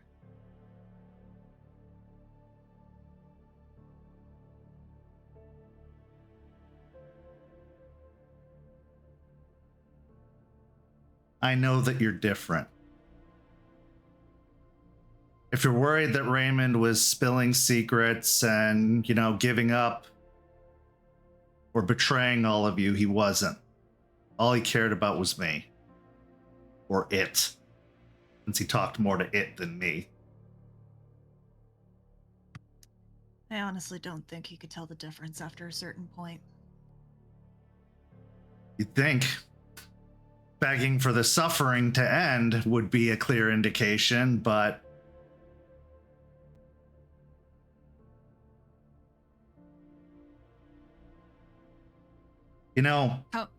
when I went into the service, when we went into the service, we went in together, and he was so smart. He was so tactical. He could read a battle situation like nobody else. It was no surprise that he became leader as quickly as he did. He could see traps before they were sprung. He could tell a landmine and its placement just based off of the surface of the ground, even if it was buried perfectly. Me, I was never good at that kind of stuff. That's why they put me in the shop, taught me how to be an engineer, had me work on motors and engines and that kind of stuff. But Raymond, he insisted that I still stay as part of his group. And I would have done anything he asked. He was my best friend, my brother, and more than in just the military term of brother.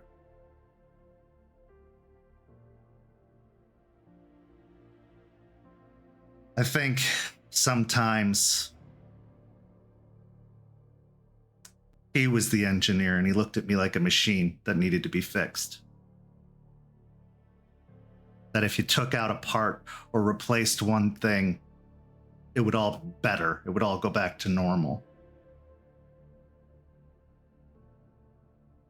But unlike machines, people can't be fixed. They just slowly break down over the years and then eventually they stop working.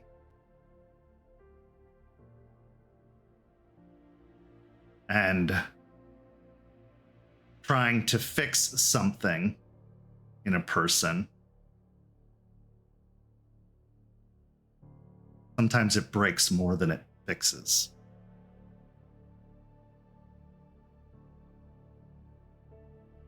I understand why you would say that. You went through something really bad. And while I'm still very angry over it, I know none of it was your fault. Though I do disagree with your statement on people not being able to be fixed. Because if that were the case, she'll just shake her head. Well, you'd be looking at a different person right now. A look of realization crosses his face as he nods. You're Delphine. So you did see some stuff through that window. I think I paid enough attention to my captor to pick up a few things. And I don't mean Raymond. Let me ask you about your captor. What do you think happened to you?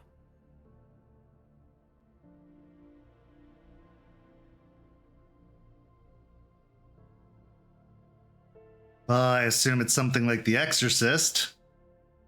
Some sort of evil ghost or something took over my body. Was always hungry. That is something that I can't shake. Just that feeling of hunger.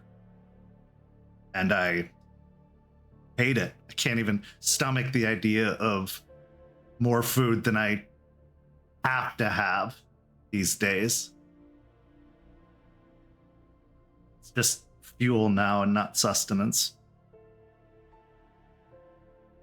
I'm sorry you had to experience that.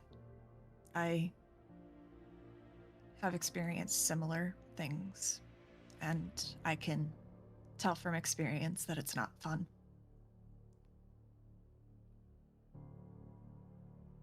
You mentioned that you know that we're different. I think I need you to... I don't think I need you to elaborate on that. How do you think we're different?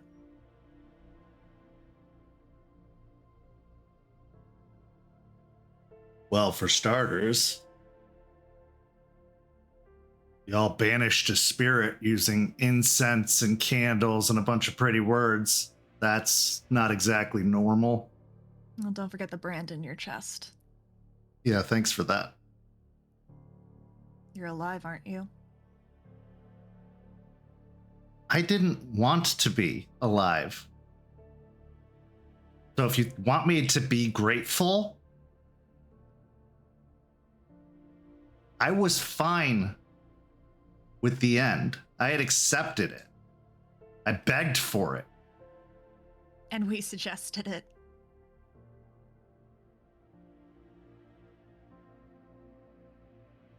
Okay. But now I'm alive. What do? Can't go home. They think I'm dead. Can't get a driver's license. Can't get a job. Luckily, Fix-It Man sign in grocery stores gets a few calls, pays a couple of bills. That's what we're here to figure out, Jordan. And you being completely forthcoming about what you know will help us in determining what happens next. So I'll ask again. How are we different?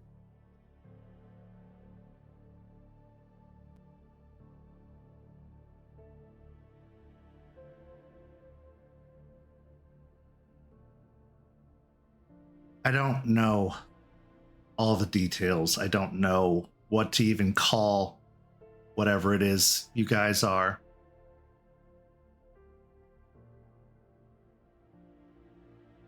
I didn't see a lot. Flashes, images.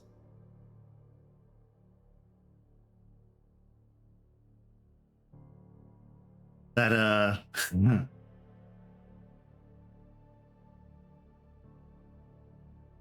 The deadbeat guy had some interesting things to say.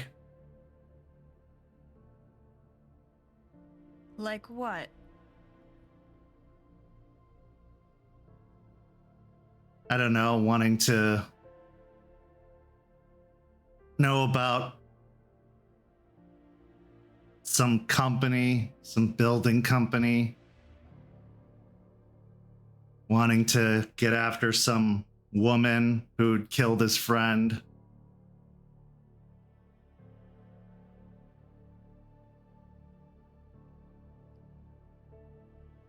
Tiny Point and Vanessa, right?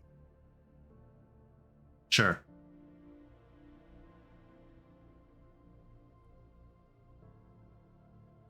Well, we found out that you had, well, not you, but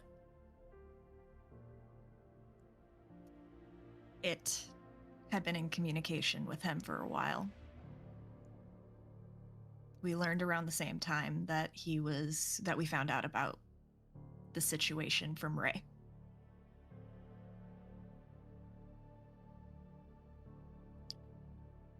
I had a knowledge of you, though I didn't know the details for a while, but I was waiting for Ray to come to me about it.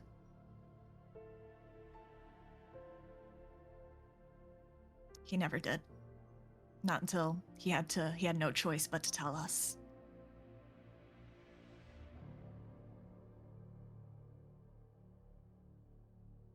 Cool. I'll be sure to thank him for the extra bonding time when we never talk again.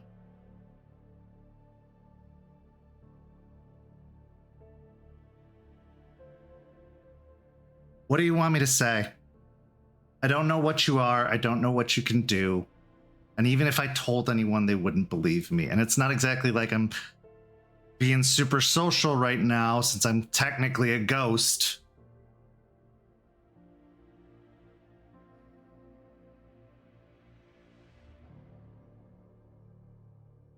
Can I do an insight check on him? Is he being truthful?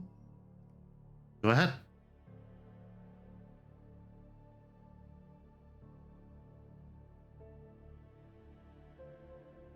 Three successes? Yeah, as far as you can tell, he's just over it.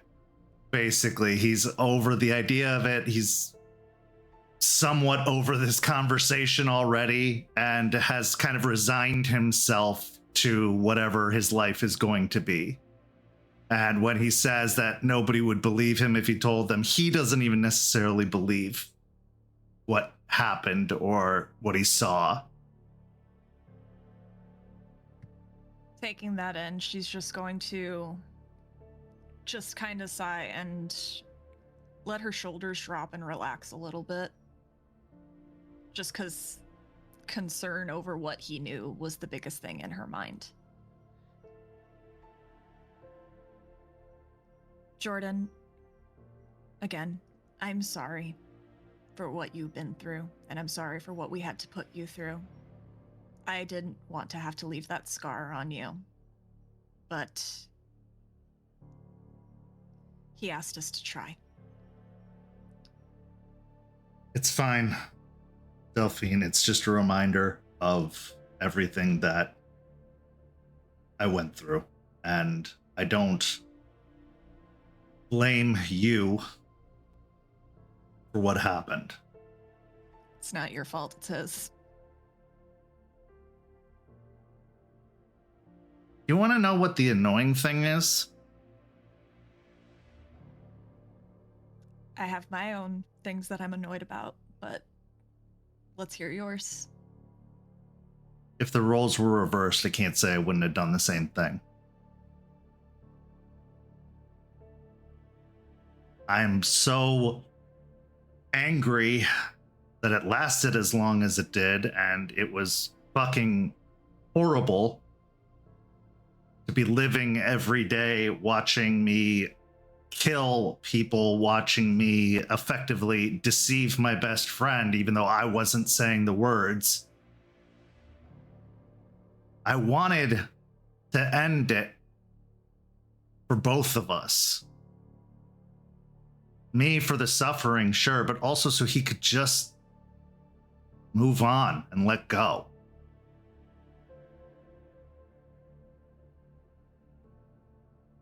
But he was always stubborn, and even as kids, he was stubborn. He always had to know how it worked, how it could be fixed, how it could be stopped, how it could be changed, how it could be...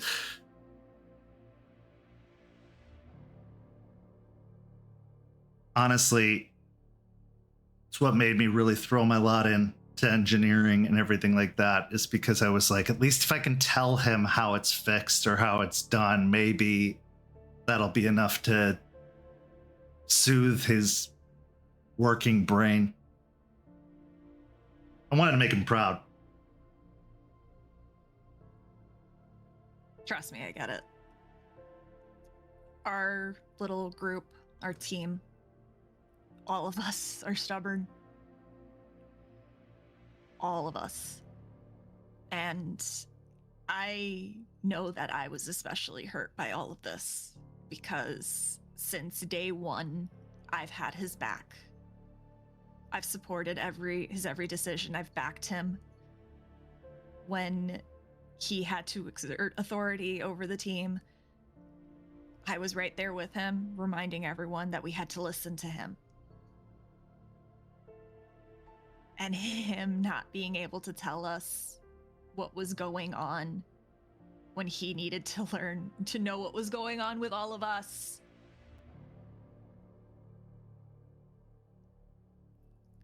Sucked. Then why didn't you take him with you?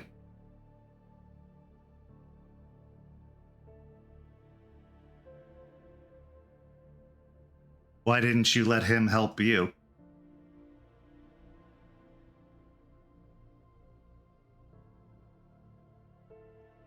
Because I don't think he was ready to understand. But you were ready to understand what was happening with me.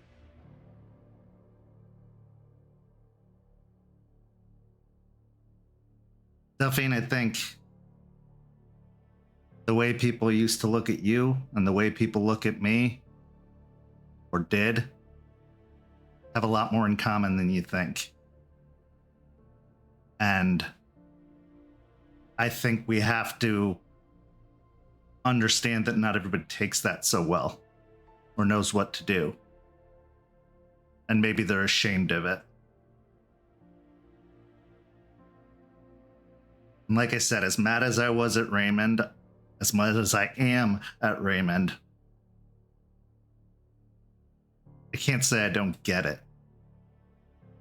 Can't say I don't get why he did what he did, why he didn't want to show anyone. It was his own fucking burden to bear. He felt responsible for me. And it was more than a wizard thing or whatever the fuck you guys are. It was a military thing. We went into a war and only he made it out with whatever husk of me there was. But he wasn't willing to accept that.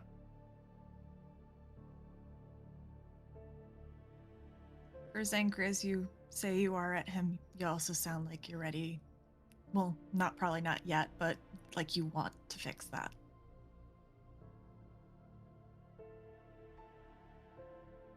I don't know.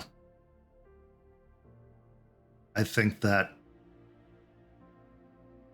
one thing I learned from this whole experience is being mad at him about it is only hurting me. I'm done being mad. I'm nothing about it. I just have to figure out how to keep going after this, or else what was it all for? She sighs a little bit and thinks for a moment. And her mind flashes to the factory.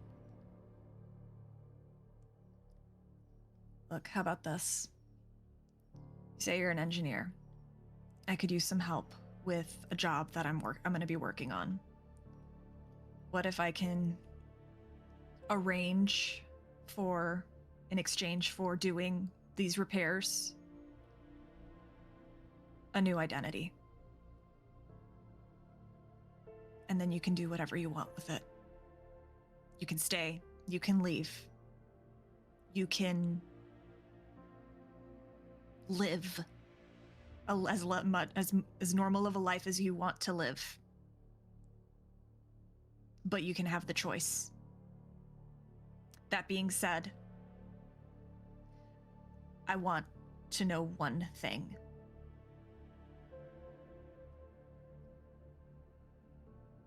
Would you be mad enough to kill Ray over all of this?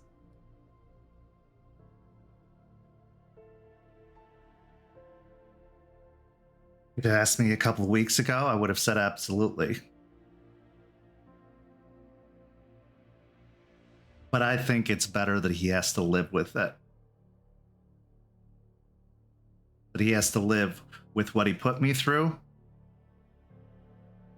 what he did to that old man. All of it. Because he wants to know how it happened, how it worked. Now he does. And it was him. But I have a counter offer for you. I don't know what the job is. I don't even honestly care. It's a distraction at best. I want you to tell me what you are and what happened to my friend to make him do all this. And after that, I want you to let me buy you dinner.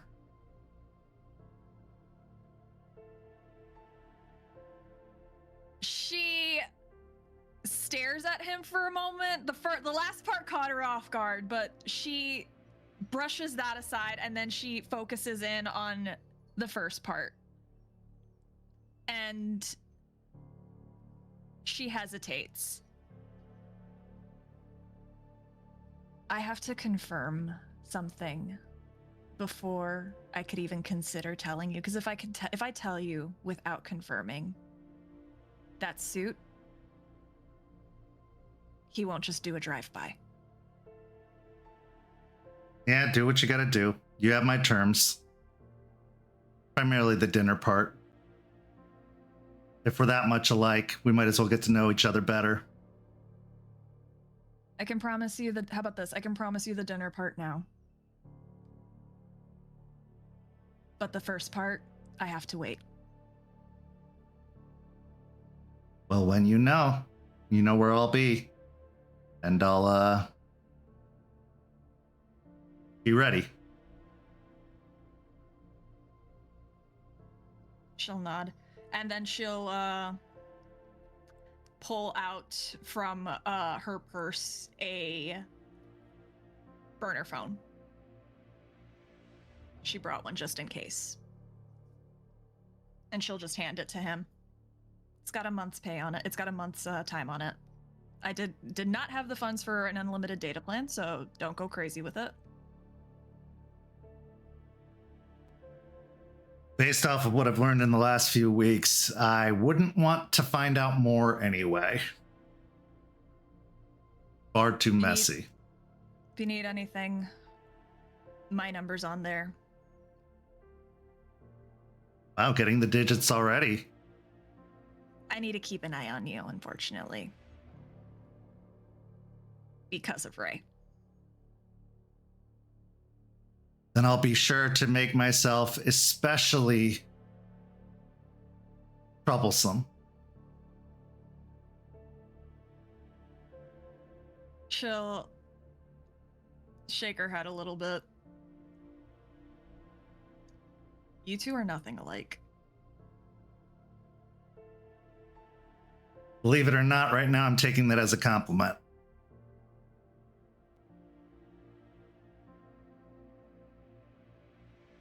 No, you might not want to, but I did put his number in there too. Just in case. Cool, I can find out how to delete a contact really quickly. Listen, Only been I get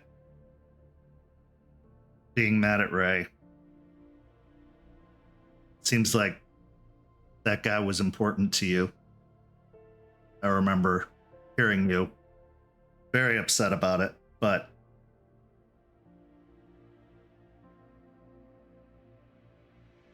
Ray would have laid himself down in front of a tank if it meant fixing this. The number of times I heard him say, what if it was me? I'll pay the price, whatever the case may be. It just didn't work that way. He's a good guy to have on your side. Just fucking stubborn. And in need of a good dick twist right now.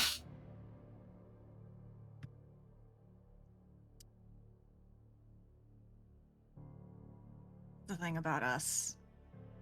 All of us that were there that night. We were ready to take out the tires. Just to keep him safe. Well, woulda, coulda, shoulda. Can't live your life full of regrets, or else what's the point? But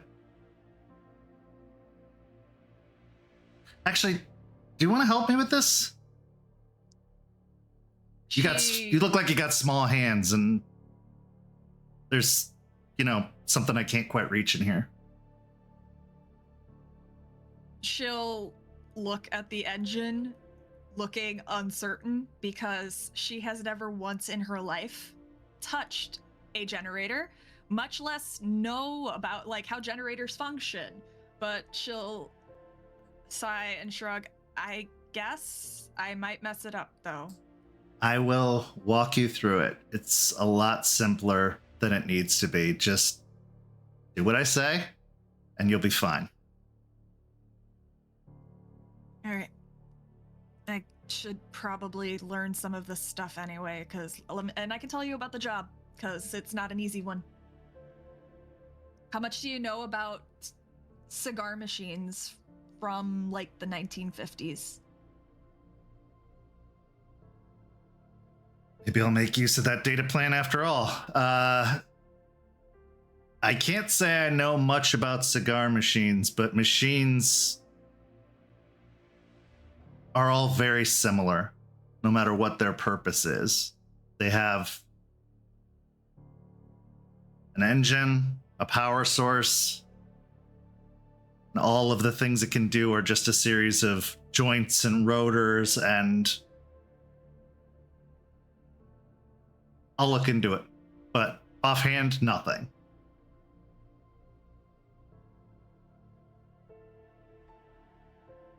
Okay, well, show me what I need to do. At that point, he hands you a screwdriver and walks you through, reaching in between some of these joints that seem to be very close together. But as he guides you through it, what's going through your mind after this conversation? She's definitely less angry at him. Just because she gets it. She literally gets it. She had a Bane bug her. She has still an addiction that gnaws at her all of the time. It's a lot quieter now, but it's still always there.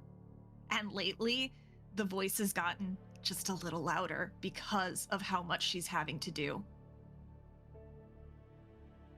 And it's something that she's got to ignore.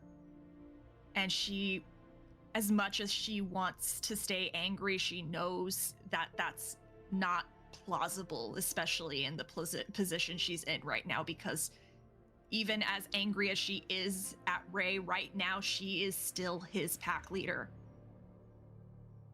And she came here today because she needs to take care of him.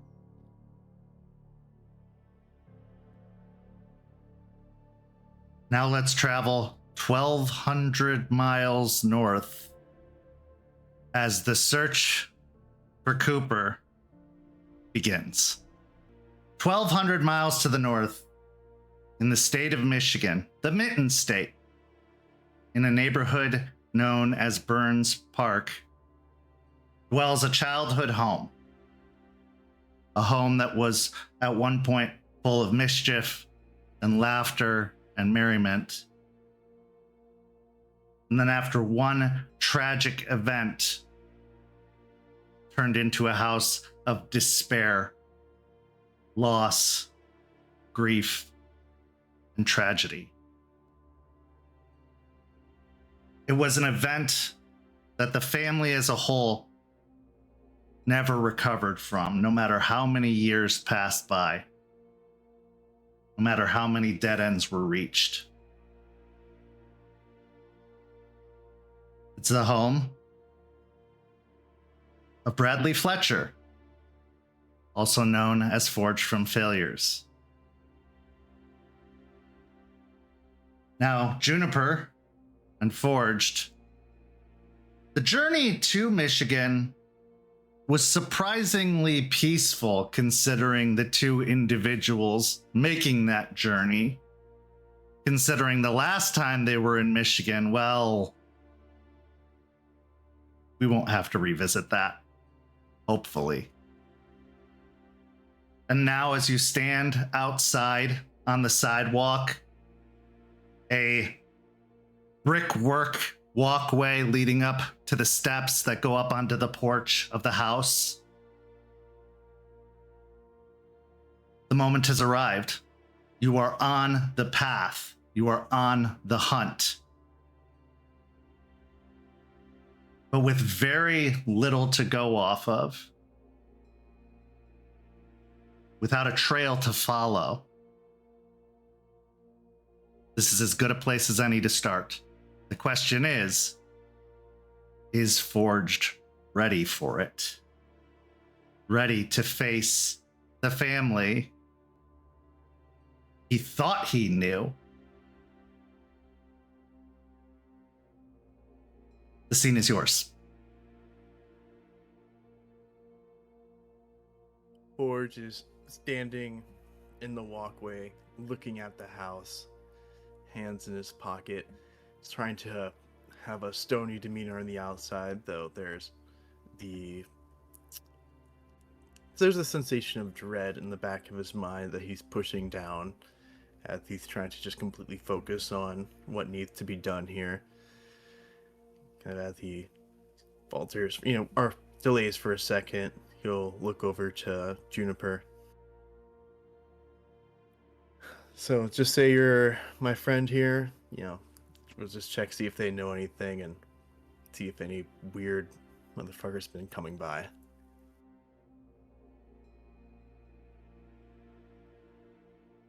Sounds like a good plan to me. What do you want to do if everything is here? Like, what if we go in and it's actually like some big trap, like in the movies?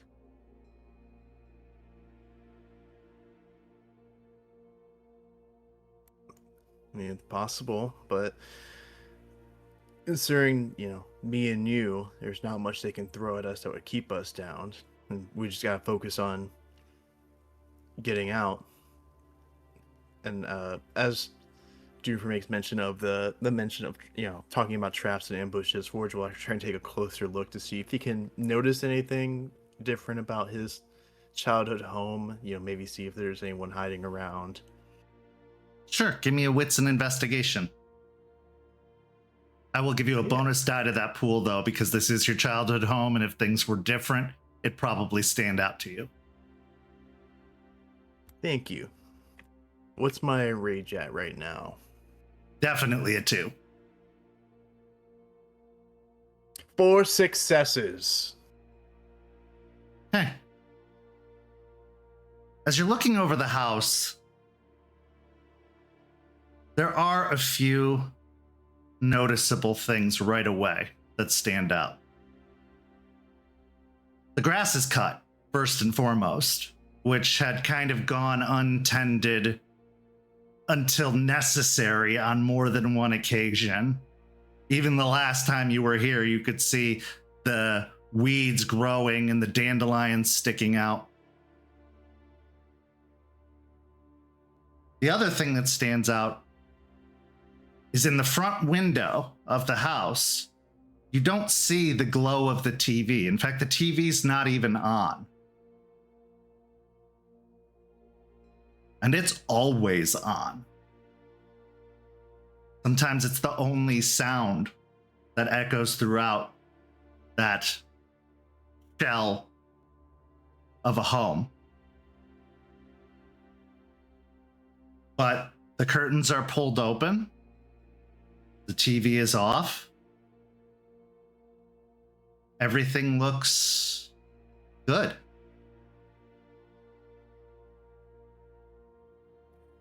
Considering what he knows, his current running theory about memories potentially being erased,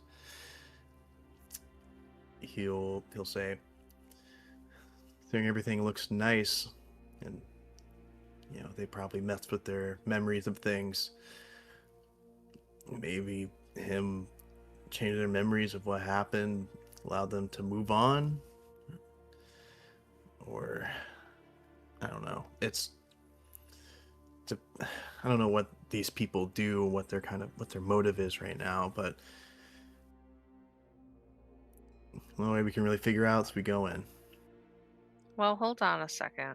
Let me do a little bit deeper of a look, and I'll activate penumbral senses. As you activate the penumbral senses and look beyond, you see a sturdy and well-built home filled with light. There's no Banes present. And in fact, what you see, well, roll me a wits and investigation.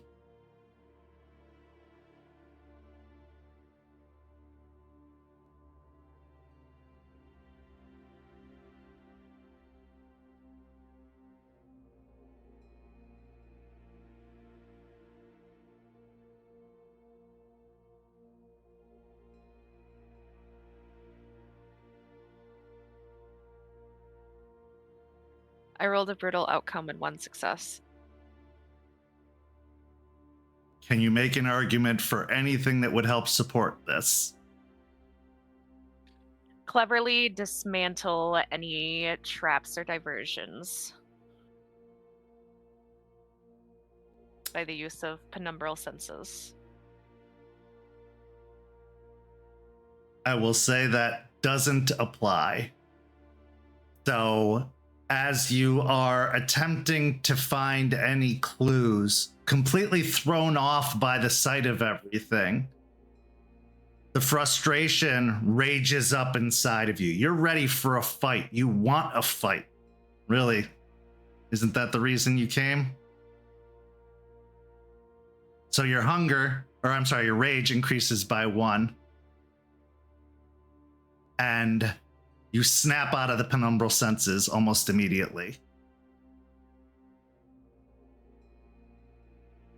I blink my eyes rapidly and kind of like press the sides of my temples. Ugh. God, I gotta start using that more and get used to it. Fuck, it looks so normal. There's like a bright white light, like some halo of goodness and graciousness, and it just fuck, I got a headache now. There's nothing. There's no veins, there's no icky bullshit. It's just, and I'll gesture vaguely around. This is it. Forge will nod and kind of given that, good to go message, he will walk up to the door. As you're walking up the sidewalk, or as you're walking up the walkway, the car that's parked in the driveway belonging to your mom has a car seat in the back seat.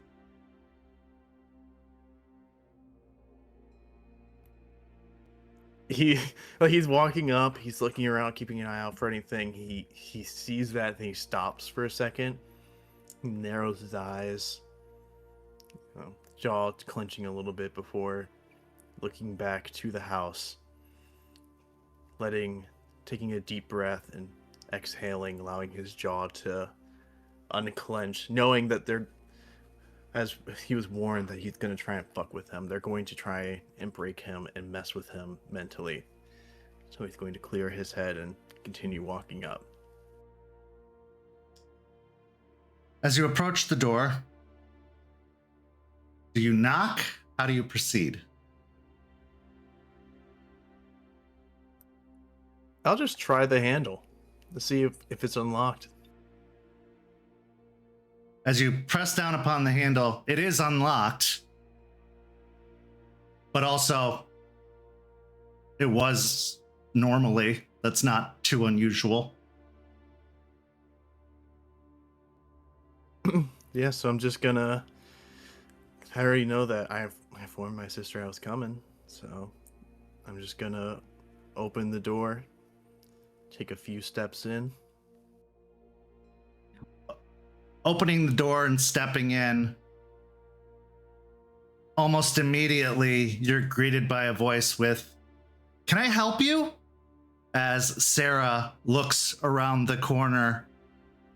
It's not okay to just walk into people's houses, you know. I don't know if this is like a Jehovah's Witness thing or something, but like, knock first, maybe?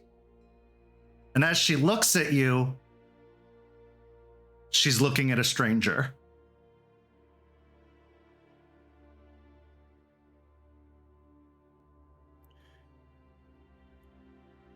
He's Forge. There's a bit of hurt to that, though he's not as much surprised as what he actually... He knows that mental stuff is going on here. At least last time he was recognized, so this hurts a bit more, though it's not entirely unexpected, as he will put his hands up, take a few steps back, as he'll say, "My mistake. I think I had the wrong house. I was looking up in the neighborhood, looking for a friend. Is this the Fletcher house?" Yeah? Who are you?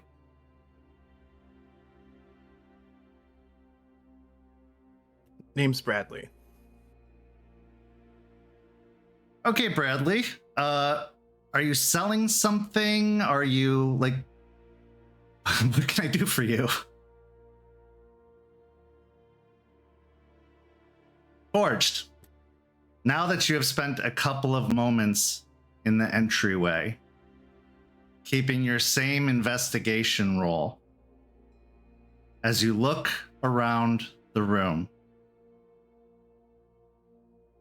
all evidence of you is gone.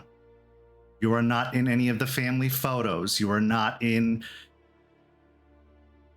anything. Your shoes that were sitting by the door the last time you were here, that had been sitting there as some sort of memorial, are gone. For all intents and purposes, Bradley Fletcher never lived here, let alone existed. But what does stand out is the newest addition. Mom, Dad, Sarah, Jacob, and his son.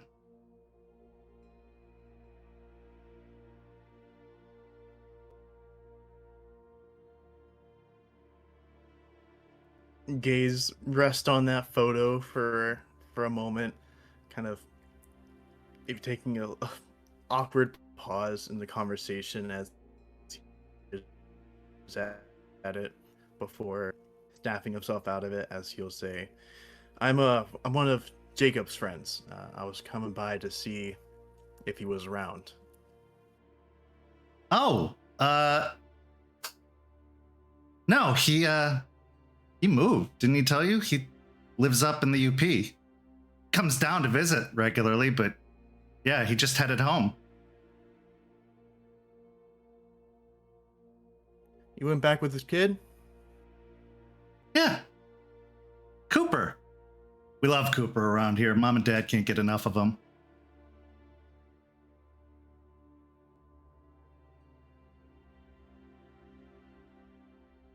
See, Forge, arms crossed in the doorway leading on the door. He kind of takes a moment to look back at Juniper to see if she's, make sure she's catching all this. I nod my head and mouth a sentence like, "Oh, I forgot. Can you remind me of that address again?" And nod at Forge to say it. He'll nod. He'll look back and say, "You have his new address down." He hadn't quite told me yet, and I figured it'd be easier if I ask you instead of having to get in contact with him. Well, if he's your friend, why don't you call and ask him yourself? Phone's dead. Hang on a second. You see her fish into her pocket and pull out her cell phone and step into the other room as if she's making a call. Forged, as your eyes are drawn back to that photo, that happy family if photo. Possible.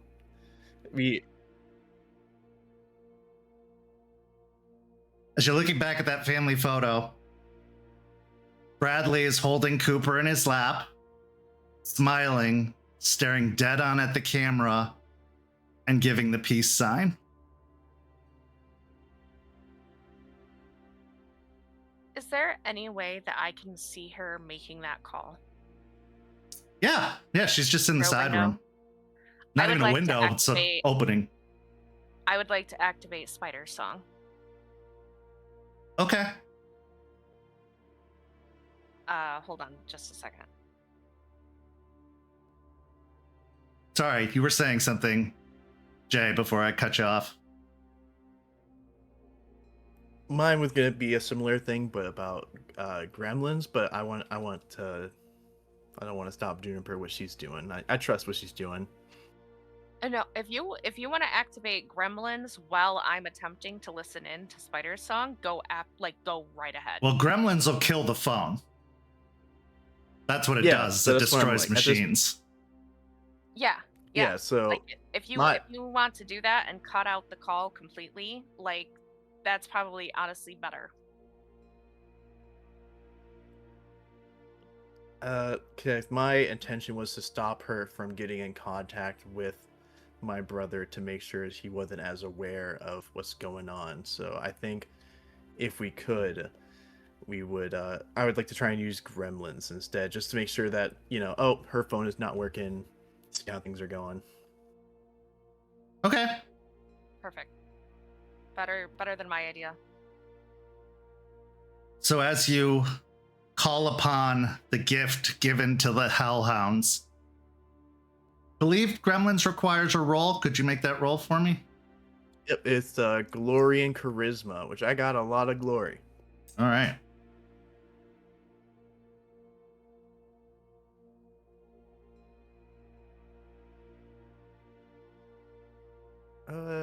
I think 2 should be definitely enough. Yeah, 2.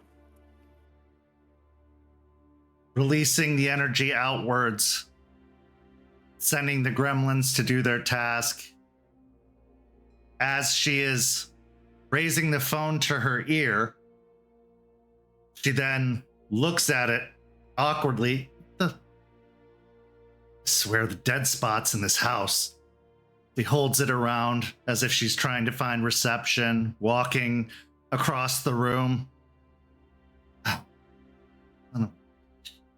She puts the phone back in her pocket and comes back out. Hey, I'm sure everything's fine and on the up and up, but don't really feel that confident giving you his address. I mean, if you were his friend, you could go charge your phone and give him a call.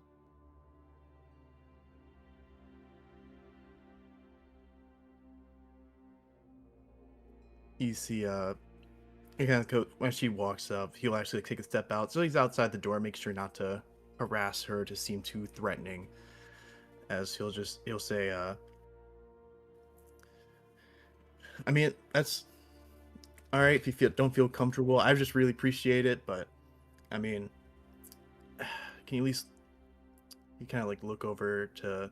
Did she go to the doorway to see Juniper at this point, or is she? Like, yeah, I mean, she steps back into the room, and yeah. At this point, you hear coming from up the stairs, "Sarah, honey, what's going on down there?"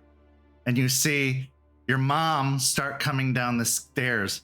She's not wearing the jumpsuit and coveralls that she's always wearing after work. She's actually dressed comfortably in a long sleeve cardigan and a flower print button up shirt underneath, some good old mom jeans and white tennis shoes. She looks like she's actually done her makeup and her hair is brushed and shiny. She says, "Oh, hello. Can we help you?" I was just stopping by. I'm one of Jacob's friends. I was trying to. Thought he was here. I didn't realize he made a move yet. I'm supposed to help him out with something. I was asking if you had his address, but. "Oh, Sarah, stop being so paranoid. I'll get that for you." And she comes down the stairs and walks into the side room. Sarah just shrugs and says, "All right, Mom. Well, I guess you got everything you need. I got homework to do." She heads towards the stairs and starts going up them two at a time before your mom returns with a post-it note. "Well, here you go. He lives in Tilden, Michigan. So if you just head up there, I'm sure you'll be able to find him."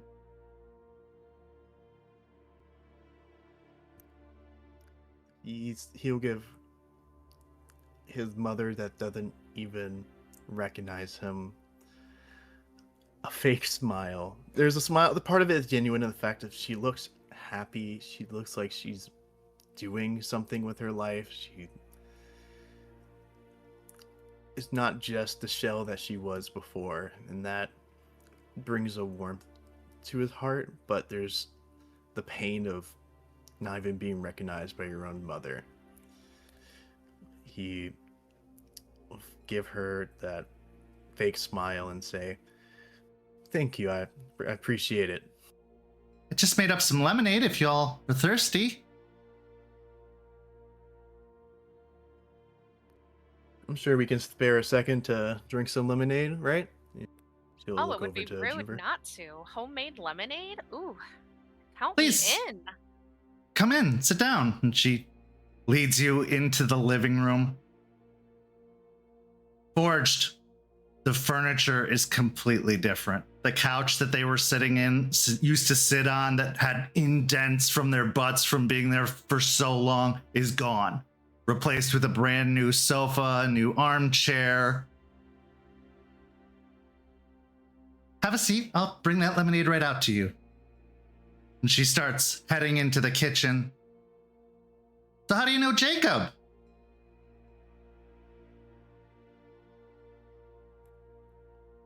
Forge will. When I, from the pictures that I saw of him, he was just dressed like casual, right? Yeah. Okay. We're just gonna take a shot in the dark here. As Forge will say, I know him from work. "Oh. Interesting. I guess he did say they have a local branch. He has to check in there sometimes." So, what got you into that field?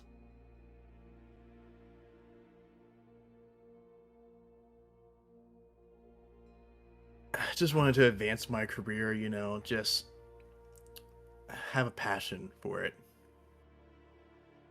Well, Jacob does a lot of good with the nonprofit he works for, helping take care of orphans and lost children.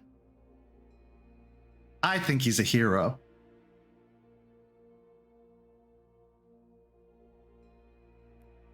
You see, as like hearing these extensive lies that definitely have been told from Jacob, Forge, like Juniper just see like one of his hands just clenched up, but he exhales through his nose very slowly, as he'll say, "Yeah, he's a great guy. He does good work there. So I'm glad I can help him out. Just Yeah, he told us all about how he adopted this little kiddo that I've been seeing in these pictures.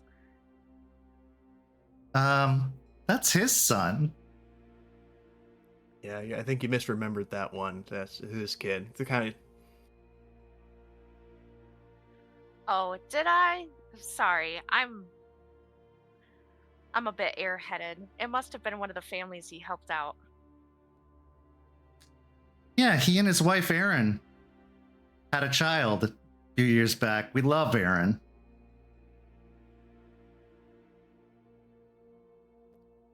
and he talks about her pretty often. Sounds like a wonderful woman. She comes back in with a pitcher and 2 glasses already poured with lemonade and ice, little bowl of sugar, and sets it down on the living room table. But I could see how you'd be confused. He's helped so many children in need of love and support in a home. You know, children that were abandoned or lost their parents for some reason. So what do you do with the organization?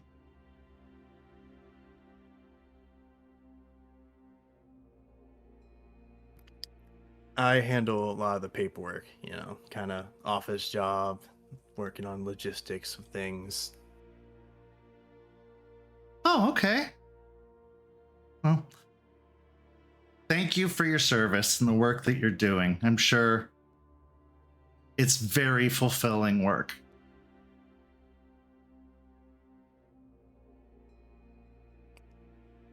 To know you're helping someone in need, and especially someone who can't help themselves, makes it worth it. You know, Jacob tells me these stories about these newborn babies being left at firehouses. I mean, what kind of parent would do that to their child? And then it's awful. It's so awful. I'm just so glad that there's groups like this that help now. And I can't even imagine what kind of monster would do that. Well, it's a little bit more complicated than that sometimes. There's a lot of struggling people out there that end up getting pregnant in all sorts of various ways, and they don't know the resources. It's really good that they are given up at safe places like firehouses and hospitals and stuff like that, so that we can come in and help them, even if they don't feel like there's any option left for them. Not everybody is a monster.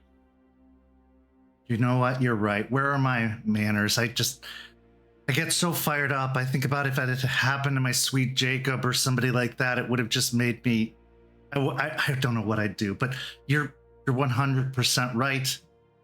Jacob always says, walk a mile in someone else's shoes before judging them.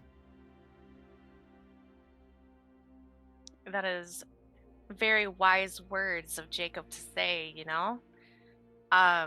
Me personally, I really feel for the parents that suffer some sort of mental health crisis and end up forgetting about their children entirely. It's crazy what can happen out in the world these days.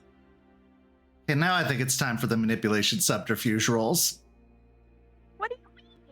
I don't- Each of us individually, or just Yes, each of you individually. I'll have you know, I'm a great liar. Oh shit, I'm gonna use the willpower. That's a lot better. 4 successes. Okay.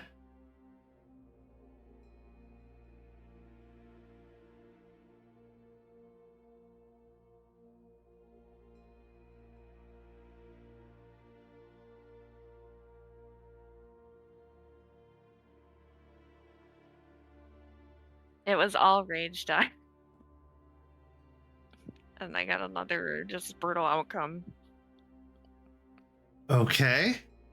Anything you think you can argue on?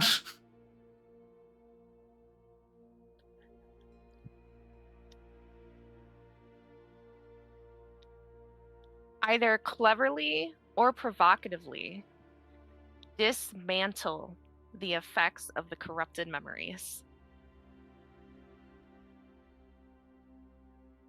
I will let it go for the attempt, yes. I see what you're trying to do, and the last thing you said was clearly pointed, so I will allow that to stand. Thank you, thank you. Okay, so she's just nods her head. Absolutely. And as you know, I don't need to tell you, the organization has been setting up, funds and whatnot for that.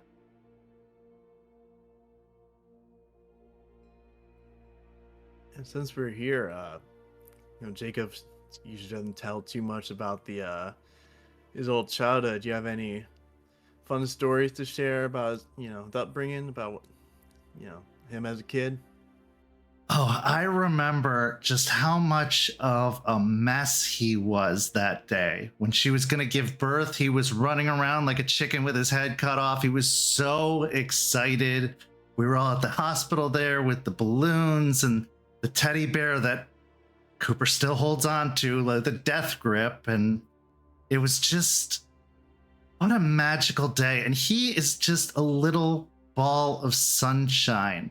Don't get me wrong, he gets into the same trouble all kids do, but Cooper is just, well, he's the sunshine of my day, and I swear, if they didn't live so far away, actually, I'm going to talk to my husband about moving.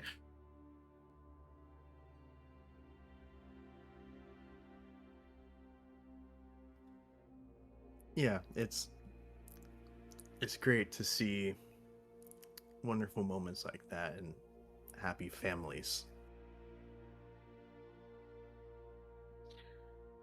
We're actually in talks a little bit about making a branch down here even bigger. We were thinking about broadening our reach and doing more work locally. That was something that we were supposed to be talking with him about, but then, things happened, so. Oh, that sounds wonderful. You absolutely, I mean, I don't have any say in it all, but that sounds like a wonderful idea to me. There's just aren't enough of these services, and I think that, well, I mean, Jacob told me that the plan is to go international with the organization.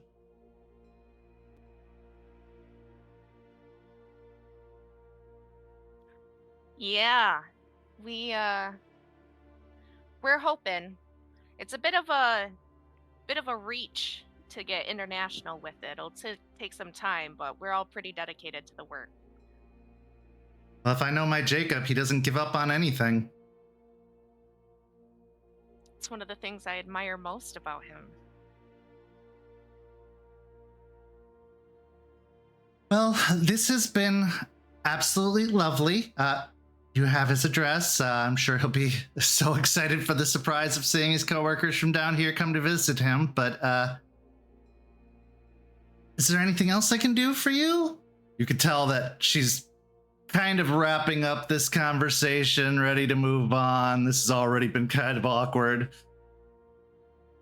Yeah, Forge will smile and say, "Thank you so much. It was lemonade was delicious."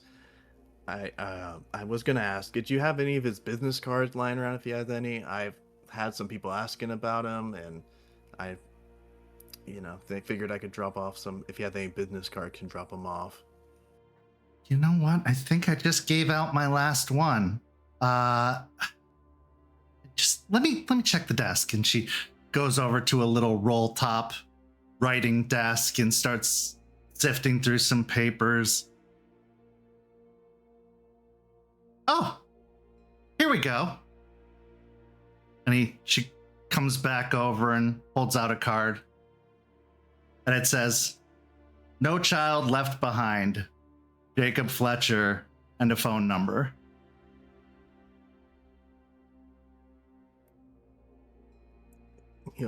Thank you. I hopefully have a family asking about his services, and I'll hand it on over to them. I appreciate your time so much.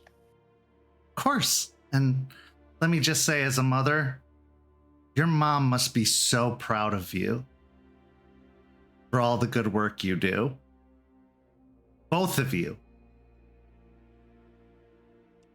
Thank you.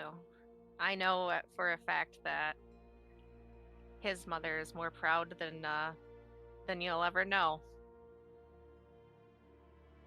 Well, you should host a parents get together someday, or some sort of mixer. It'd be lovely to meet them. At this point, she starts walking you towards the door, stopping in the front room by the front door. Yeah, we'll put that in the suggestions box for sure. But yeah, we'll get out of your hair now. All right. Well, have a lovely day, both of you, and tell Jacob to call home. We will. Yeah, and there's a moment when Forge is walking out and it's kind of standing at the doorway, looking, saying bye. There's that a half awkward moment where it looks like he wants to go in for a hug, he's about to, but then stops himself and just kind of turns around. As he turns around, you see that the little bit eyes are a little teary as he'll say, "Yeah, we'll make sure everyone knows it was real nice meeting you," and he will start walking away. As you step out onto the porch, roll me another wits and investigation as you have the business card in hand.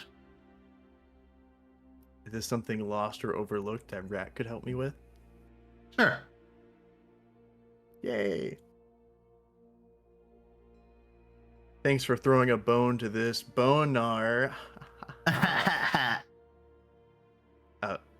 Juniper, you want to help me with this? Sure. Thanks. You're so... Oh, I'm gonna use the willpower. You're so cool. 4 successes. Okay. As you're walking back towards the rental car, looking down at the business card, "No child left behind." And then your eyes catch on the O.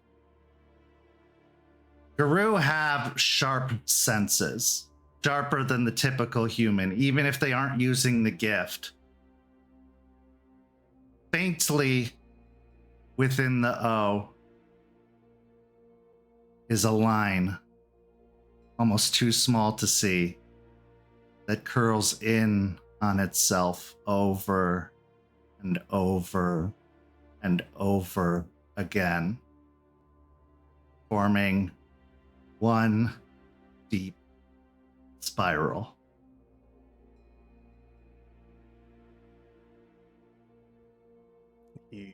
As he's walking, it's almost like he gets lost in it for a second. He stares at this spiral, and it's just the realization of how fucked this is, of this organization posing as a service for orphans and family that needs, and it just being a front for Black Spiral dancers, presumably to take children for their own cause. He just feels a deep disdain, disgust, and hatred towards this group, this abomination.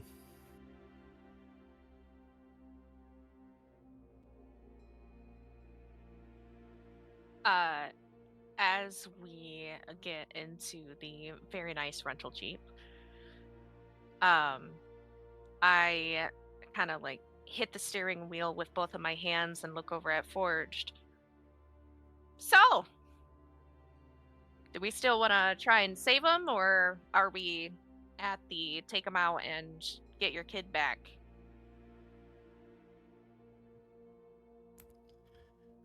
He's still staring at the card, at the spiral in the card, as doesn't quite look over. As you'll say, mission is to get Cooper back. That's what matters here. I don't want to kill him if I don't have to, and if I can bring him back and help him from this, because he's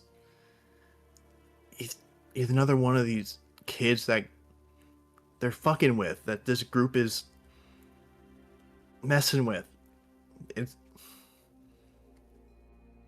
He's a victim too, by all the bullshit he's doing here and all the terrible things. I want my brother back, but more importantly, I need my kid back. Okay, so no killing yet. All right. What If are we we doing can with this avoid it. address? I think we have our next location. Well, let's see what it is first before we just go in. But I'm not ready to call Artie just yet. So as you begin the drive back to the motel you'll be staying at, Forged, did you bring your phone with you?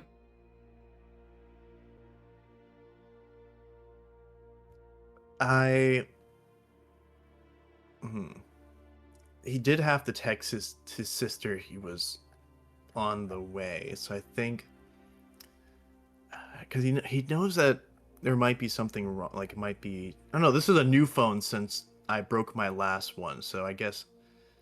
Did you keep the number? Yeah, he would have kept the number. So you do have your personal phone as well as the burner phone you were given by Artie. We'll say yes. You receive a text message. As you lift the phone, the contact says Lila West. And the message says, if you know what's good for you, you'll let them be happy until the end comes.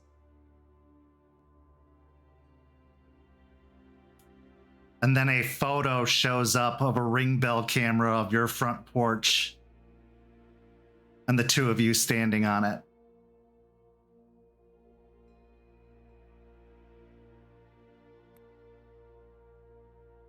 The little ping of regret, like, man, I probably should have gremlined that front doorbell, but too late now. As he'll show Juniper and say, well, the cat's out of the bag here. He knows we're here. So, I mean, to be fair, he probably knew that we were on our way regardless. We have to go under the guise that we're being watched at all times, even if we can't see it. Some way, somehow, all of our moves are going to be seen. So, if we go up there, we gotta be really careful.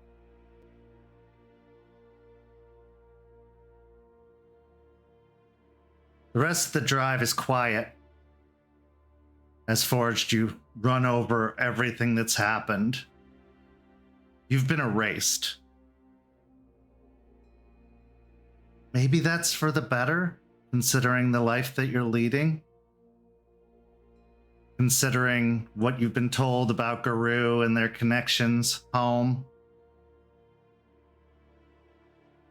But it doesn't hurt me less.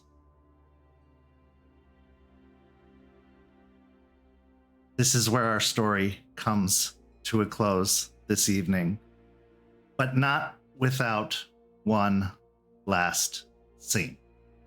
Our scene takes us back to the Fletcher house shortly after Forged and Juniper departed. The mom goes to the kitchen, picking up a phone off the wall, dialing a few numbers. It rings a couple of times, and then a young man's voice picks up. Hey, Mom. Missing Cooper already? Oh, Jacob, dear, I just had the most wonderful visit from 2 coworkers of yours. Apparently they'd lost your address and were just looking how to find you. Oh, thanks for doing that, Mom. I really, really appreciate you. I cannot wait for them to come up here and see all the wonderful things that we've done with the place.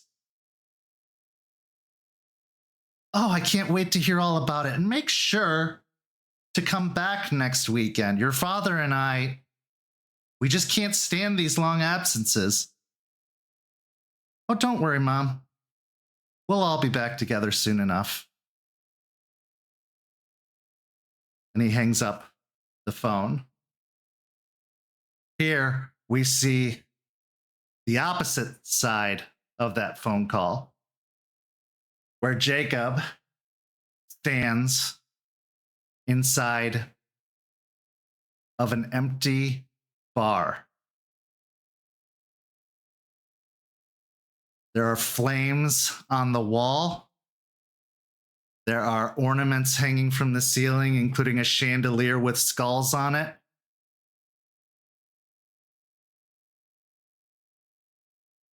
You thought you've been to hell once, Bradley.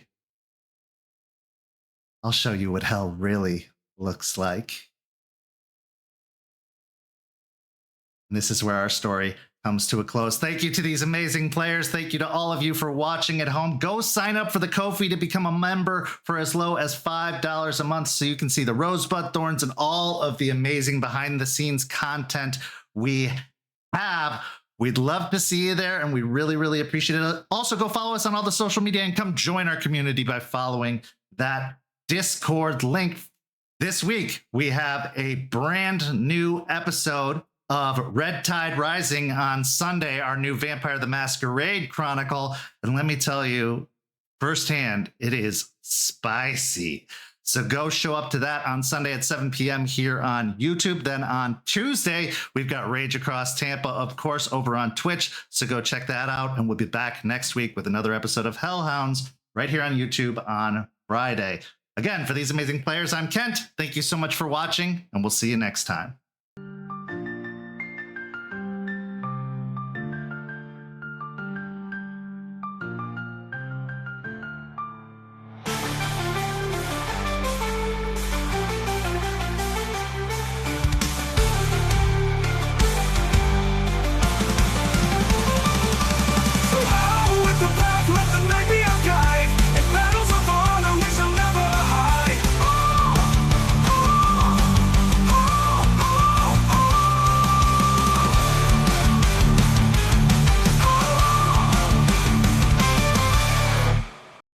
This has been a St. Petersburg by Night production, produced in agreement with the World of Darkness and Dark Pack.